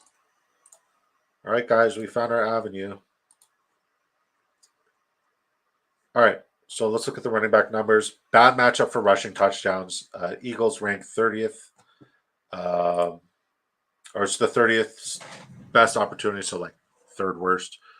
Giants are 27th, so 0.33, 0.2. Rush attempts, Eagles are middle of the pack, 22. They allow 22.2 rush attempts per game. Giants allow 60.83. Rush yards, the Eagles allow a whopping 111 rush yards per game. So that's the 9th best opportunity, most advantageous opportunity on the week. Whereas the Giants allow 81.67. That's the 21st. So not very good.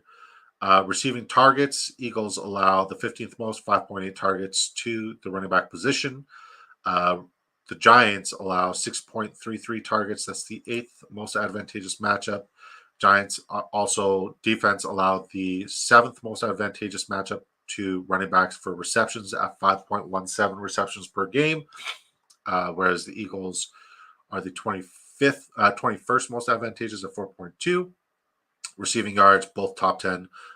Giants allow 42.83. Eagles allow 41. So, yeah, longest reception for Tyrone Tracy screaming at me here, and all receiving props for Saquon Barkley are now in play. Let's catch up with the chat.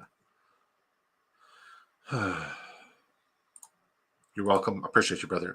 Bayou Bengals over there on X and get your rear ends on over on YouTube. Stat 132 people, man.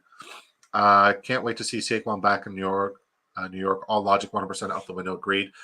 Feasting. It should be, right? No matter what the Saquon prop is, I'm smashing the over all day against the Giants. Revenge at its finest. I might just like, I don't know, guys. I might just, smash an under or two on a couple of cards because like sometimes you can't gamble with your emotions, right? God forbid he gets hurt. Fuck. I'm not. Let's take away that. Like, does anybody have any sage that we can light right now so we can get some positive vibes going? I'm parched. All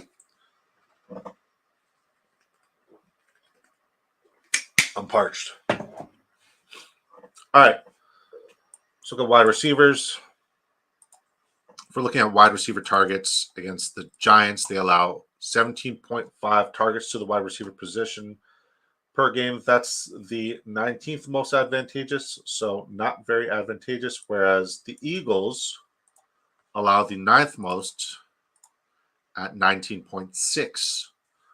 So, yep. Wide receivers versus Giants.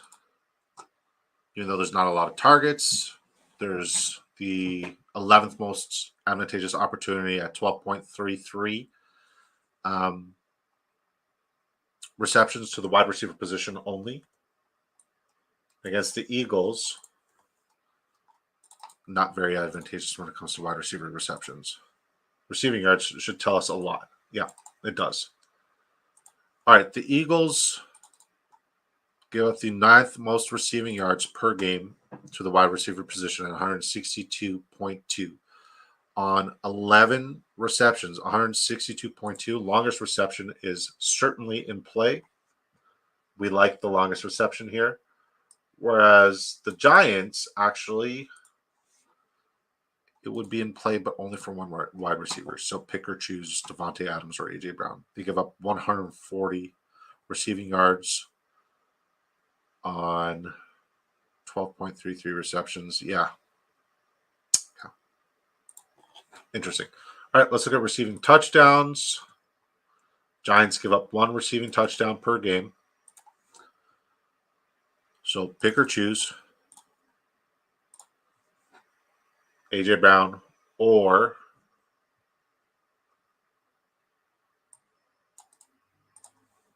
Devonta Smith. And then the Giants give up 1.4 receiving touchdowns, which is the 5th most advantageous matchup for wide receivers this week to the wide receiver position. So Malik Neighbors to the moon this week. It's going to be a Malik Neighbors, A.J. Brown, and obviously Saquon Barkley game. And sprinkling a little bit of Tyrone Tracy. This is cool. This is a cool game, man.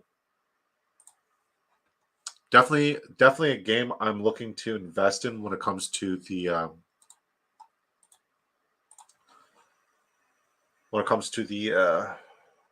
DFS slate on drafters.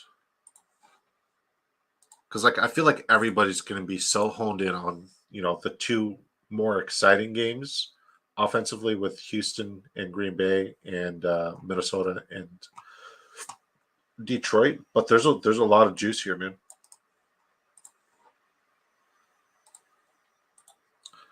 All right, so if Dallas Goedert misses, anybody have any news on Dallas Goedert? Any news that's definitive, or is he just questionable?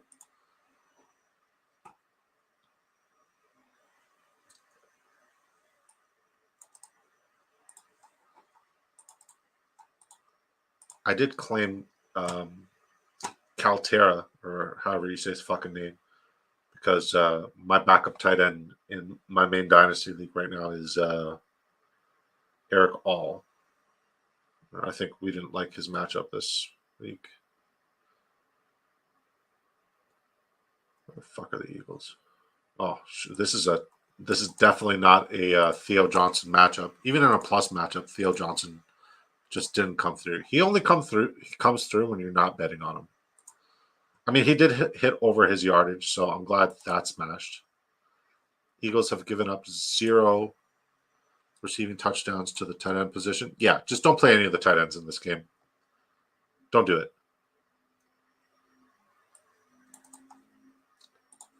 Both, like, even if Dallas Goedert's healthy, don't do it. I mean, like, in redraft, obviously you have to, but, like, DFS-wise, don't do it. Let's catch up the chat. All right. So he's just saying research telling me to smash all of Cade Otton's props on Monday Night Football. I haven't gotten that far. I haven't even gotten past 1 p.m. yet. No news as of yet that I see. I know it was a hamstring, and those have held so many people out.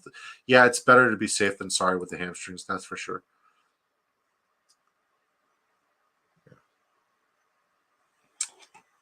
Seems like all of our YouTube viewers, or most of them, have dwindled away. We still have 127 strong on X. What are you guys doing there? Say hi. Say something. Say something. Say something. Or just come on over here. Just come on over here on YouTube. Helps us out a lot.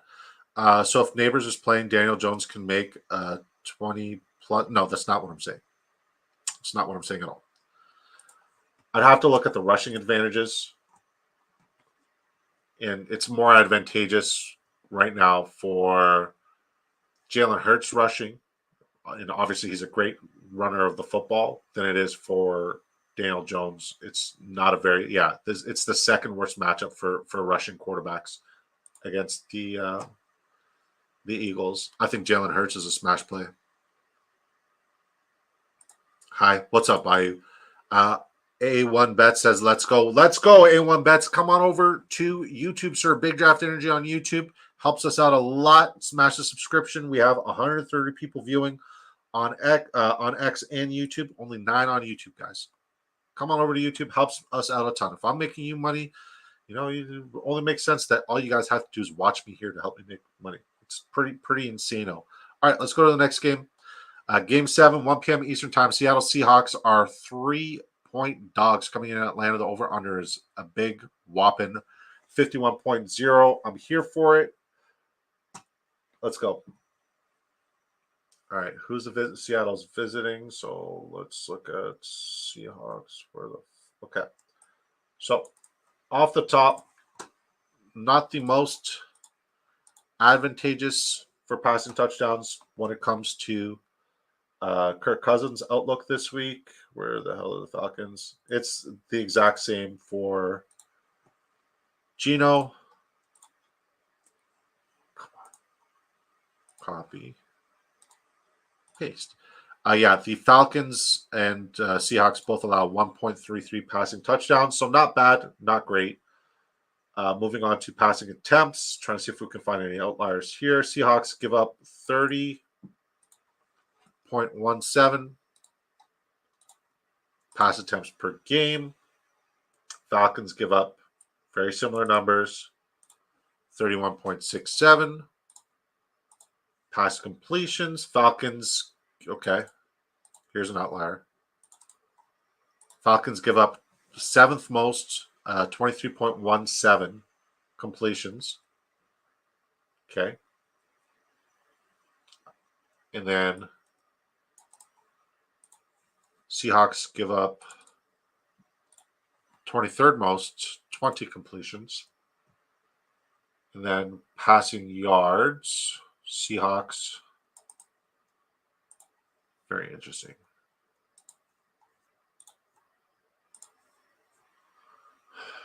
Both teams are bottom 10 matchups for passing yards. Very interesting. But completions are there. So under on longest pass, and it seems weird, especially with big plays threats, like on both sides with DK Metcalf, Jackson Smith and Jigba, Tyler Lockett for Seattle, Drake London, Mooney, Kyle Pitts. I know I forgot Noah Fant, but I didn't. He's forgetful, forgettable. And even Raymond McLeod. It's weird. Very, very, very weird. I think there's a world where the wide receivers can hit their longest reception, but the quarterbacks won't hit their longest completion. Does that make sense? Because quarterback longest completion is usually inflated like 38.3, right? Whereas the longest reception for wide receiver, like a good one is like 24, 23.5 receiving yards for longest reception. So yeah. We'll get to the wide receiver numbers soon, though. But all in all, I don't love the quarterbacks this week for either team. I don't like Geno Smith. And I don't like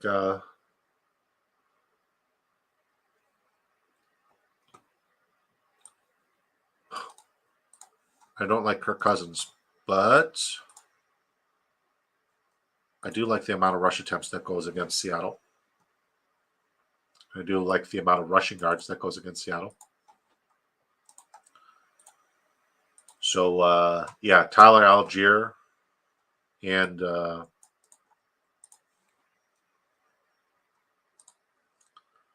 mean, shit, the amount of rushing touchdowns, too, against Seattle. Tyler Algier, Bijan Robinson, both in play here.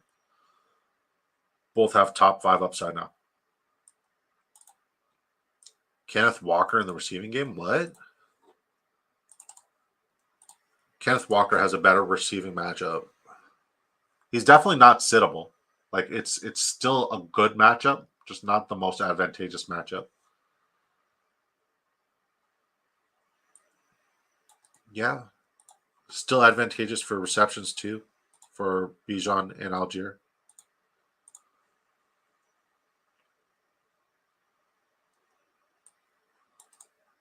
Yeah, this is fuck.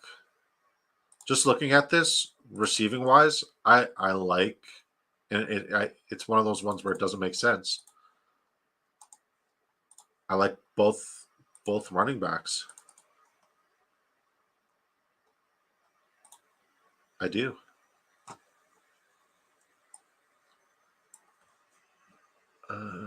Seahawks. But then we look at receiving yards. It's not great against the Seahawks, and it's even worse against the Falcons. I don't like that. So under longest fuck. I don't like that at all. All right, let's catch up with the chat. See if anybody's still talking to us.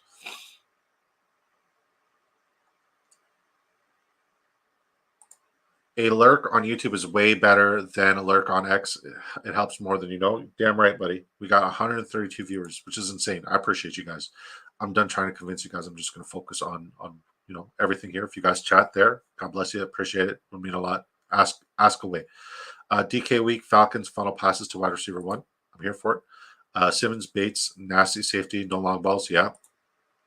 Disco, do I start Mark Andrews this week or do I drop him for Otton or Fant? My guy Commando's on a bye. Yeah, don't drop Andrews.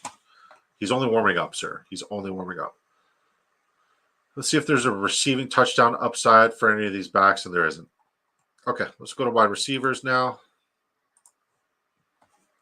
And once again, guys, if you guys want access to these charts, please let me know. Once it's all said and done, I'll gladly send it to you. But I'd like to send it to people who've invested as a YouTube member, which is just like $1.99 Canadian per month, which is like less than $1 American.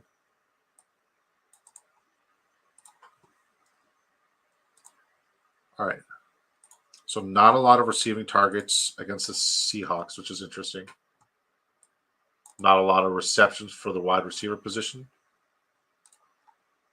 I hate that this is screaming Kyle Pitts again.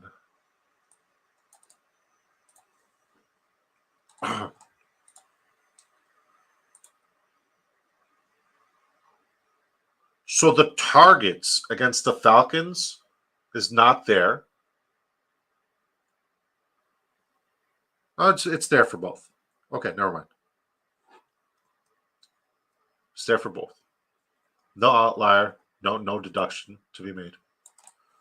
You may proceed.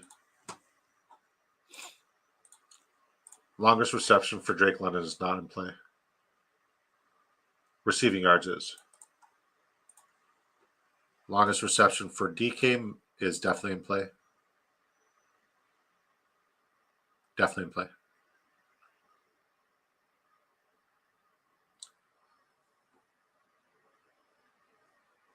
Wait.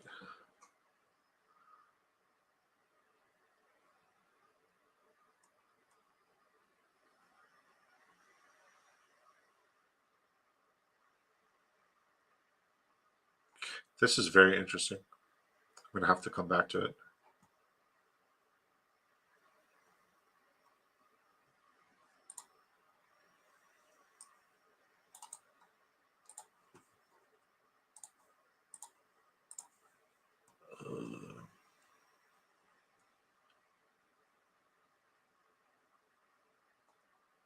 Well, anytime receiving touchdown for DK Metcalf, JSN, Lockett is in play, indefinitely for Drake London. I mean, it could be Mooney. Who knows? We'll see. Let's look at the tight ends. All right. Yep. Right off the rip.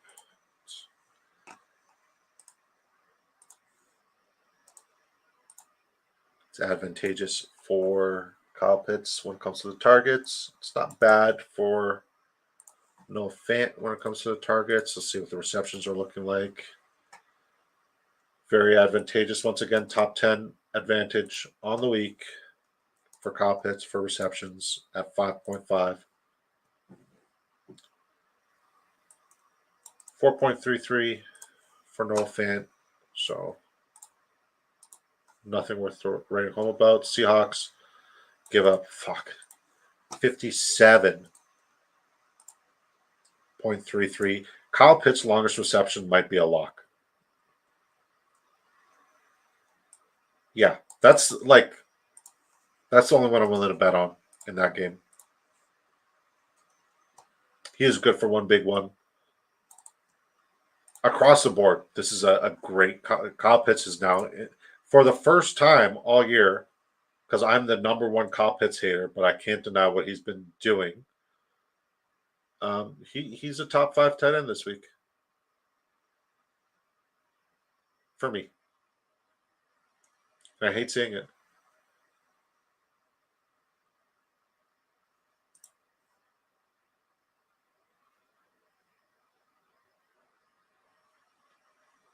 I really hate seeing it. Yeah, this is definitely like, go get Caltera, play him over fucking Noah Fant, because it's just a bad matchup for Noah Fant. It's terrible. All right, let's catch up the chat. Oh, all caught up. Let's go to the next game then. All right, game 8, 1 p.m. Eastern time. We got the Tennessee Titans, who are 8.5-point dogs coming into Buffalo. The over-under is 41.0. So Titans are visitors. All right, so they give up 1 passing touchdown to the quarterback per week. Bills give up 1.33. Round that out to 0 because Will Levis is a fucking quarterback. What a bum. What a fucking... I will say, though, his rushing yards is pretty free every week. All right, Bills give up 34.67 pass attempts per game. Titans give up 27.6. This is another Will Levis trap game. It's another Will Levis trap game, guys.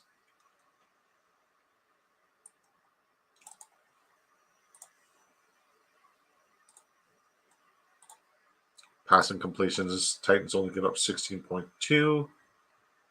Bills give up 22.83. Fucking Will Levis trap game. I hate Will Levis. I hate Will Levis. The only Will Levis prop, okay, I'm telling myself now, the only Will Levis prop I'm going to bet on, Disco, the only Will Levis prop you're going to bet on, the only one, is his rushing yards. It's the worst passing yards matchup for a quarterback this upcoming week. We'll see if Amari Cooper plays. Might change some things. Yeah, Josh Allen under. That's what it's screaming. But logic says don't do that. Don't do that. And then another great matchup for, plus 15 matchup. Don't like it. Don't like it at all. Don't bet on Will Levis, guys, unless it's his rushing yards. All right. Titans have given up 0.2 rushing touchdowns per game to the running back position. That is the 29th worst matchup. The Bills are the 23rd worst matchup.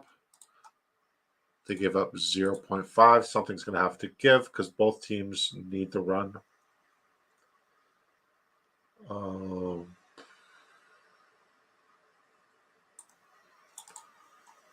Titans give up 21.8 rush attempts to the running back position. Bills give up 22.67.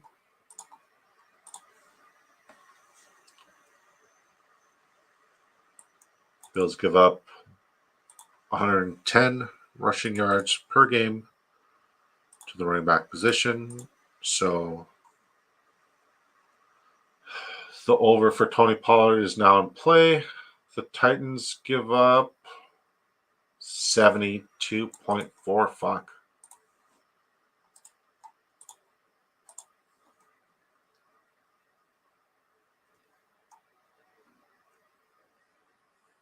That's crazy. And then, is Tyjae Spears out? Do we know if Tyjae Spears is out? Anybody got an answer? Twitter or YouTube?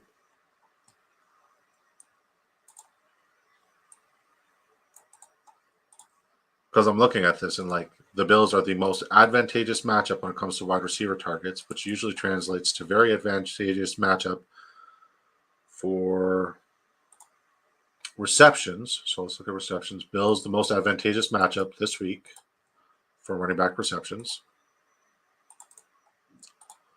So Tony Pollard, Tyjae Spears. If Tyjae Spears is good to go, both in play. This is if James Cook is healthy, he's going to have to do some pretty ridiculous shit because this is not a plus matchup whatsoever across the board.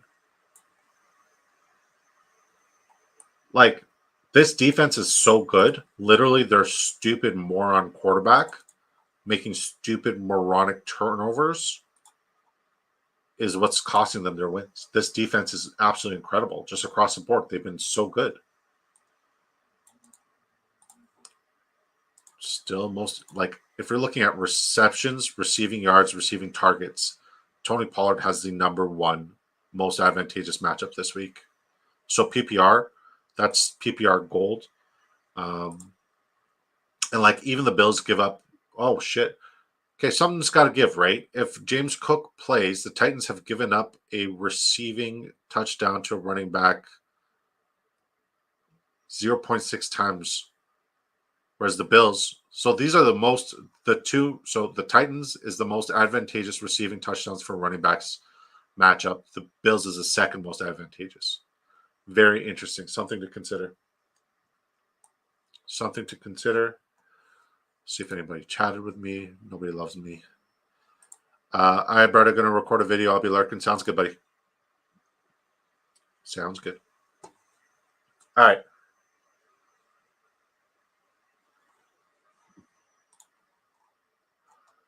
We'll stop after this game because then we get to the 4 o'clock window. How many 4 o'clock games? 1, 2, 3. Yeah, I'll just hammer them out rapid fire. All right. Titans.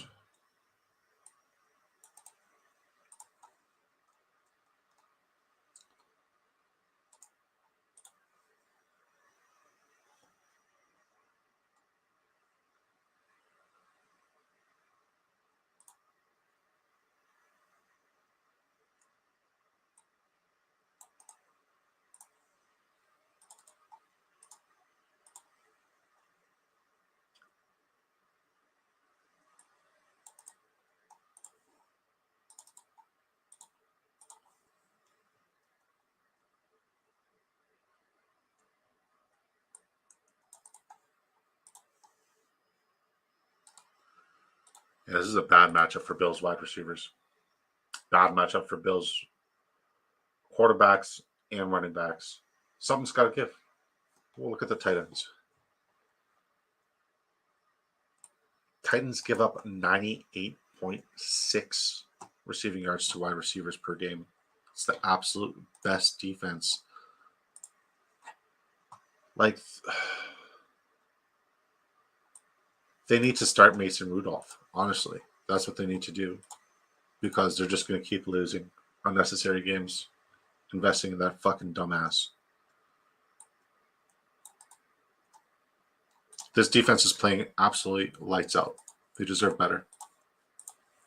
I'm sick to my stomach for them. Yeah, this is a terrible game for receivers whatsoever. Do not start any of the receivers unless Amari Cooper is good to go. So the tight ends. All right, shocker.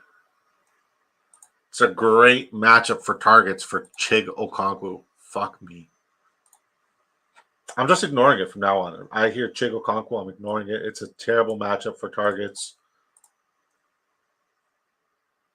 for Dalton Kincaid. Second worst. Let's look at receptions. Second worst.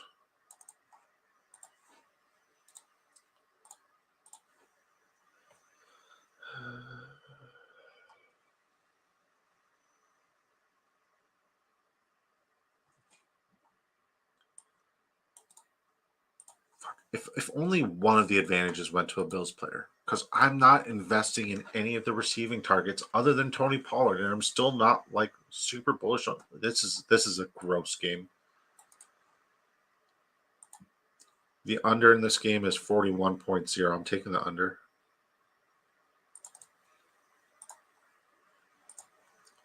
This is just such a gross game. Like across the board, the Titans defense has been absolutely incredible.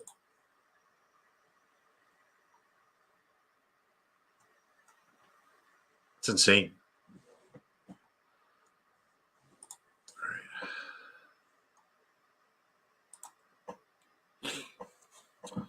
All right, first 4 o'clock game, Carolina Panthers and Washington Commanders.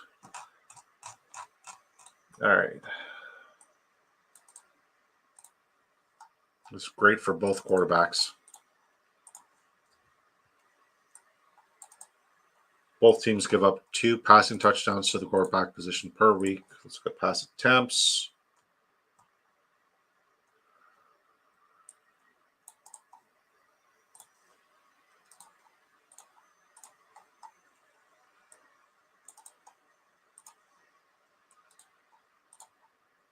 Let's look at pass completions. These guys are neck and neck with how bad they are defensively. It's pretty comical.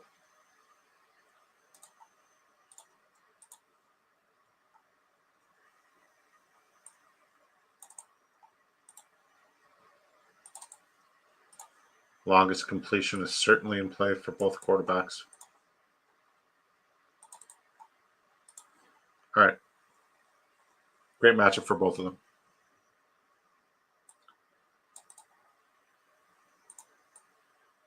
Brian Robinson's back. He's in great position. There's 2 touchdowns on average per game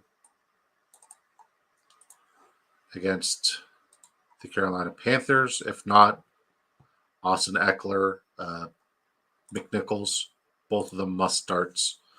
And I would also say Chuba's a must start as well. Rush attempts, no shocker. Number 1 opportunity for the Commanders' backs. Still a good opportunity for Chuba and Miles Sanders. Rush yards, no shocker.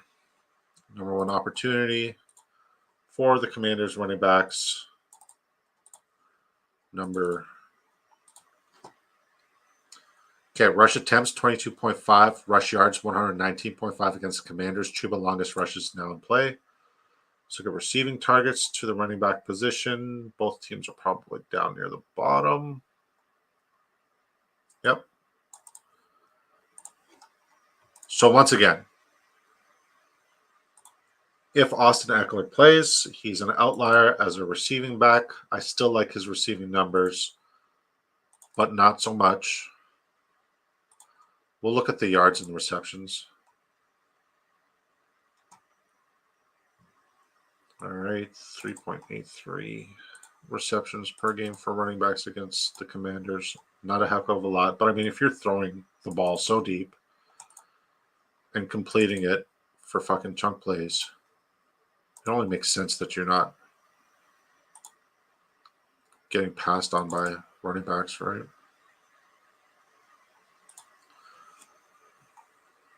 All right.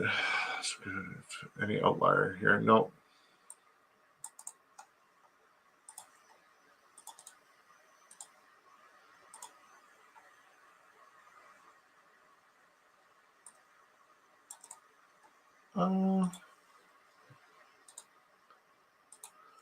Panthers allow 4 receptions for 31.5. That's approximately 15 yards per reception. Longest receptions in play for Austin Eckler.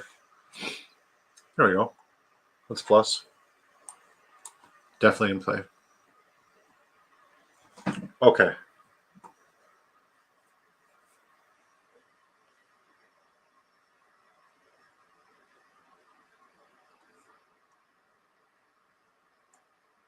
Wait.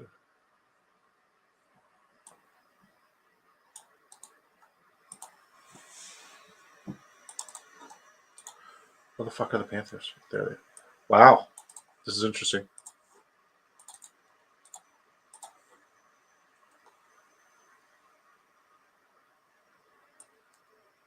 So I don't love the receptions for any wide receiver.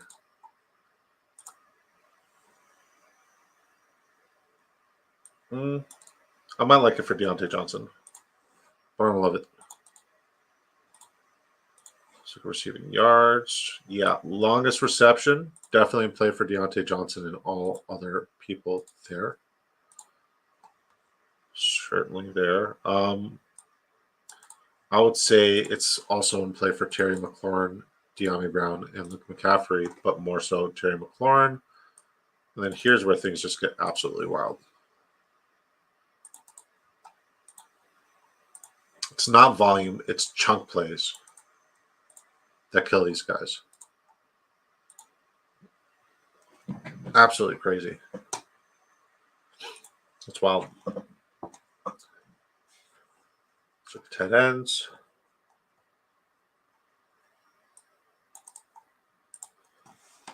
It's another great matchup for Zach Ertz. I wish it was Ben Sinnott. It's a terrible matchup for Ja'Tavion Sanders.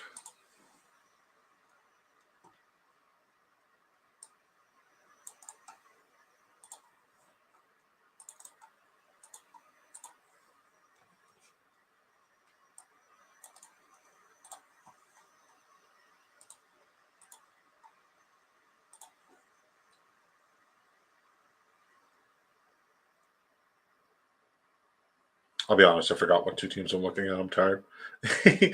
Panthers and Commanders. Okay. Yeah, this is a great matchup for Zach Ertz in redraft. He's definitely startable, especially if you have Ferguson or Cole Kmet on a bye week or Dallas Goedert injured. Zach Ertz is definitely startable.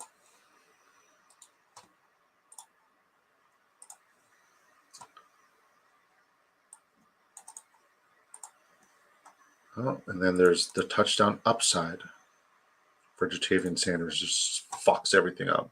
But Zach Ertz also has touchdown upside. Okay.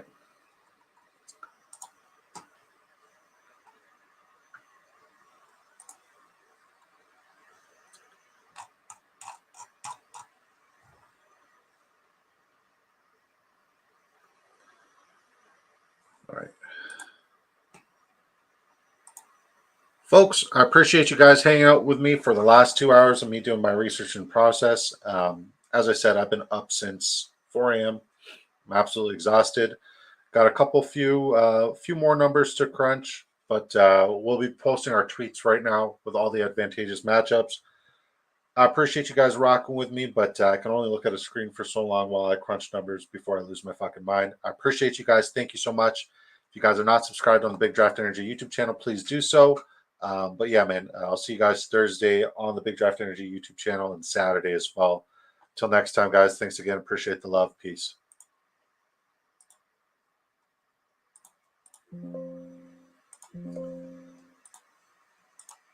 Apparently, I don't even know how to go offline properly right now.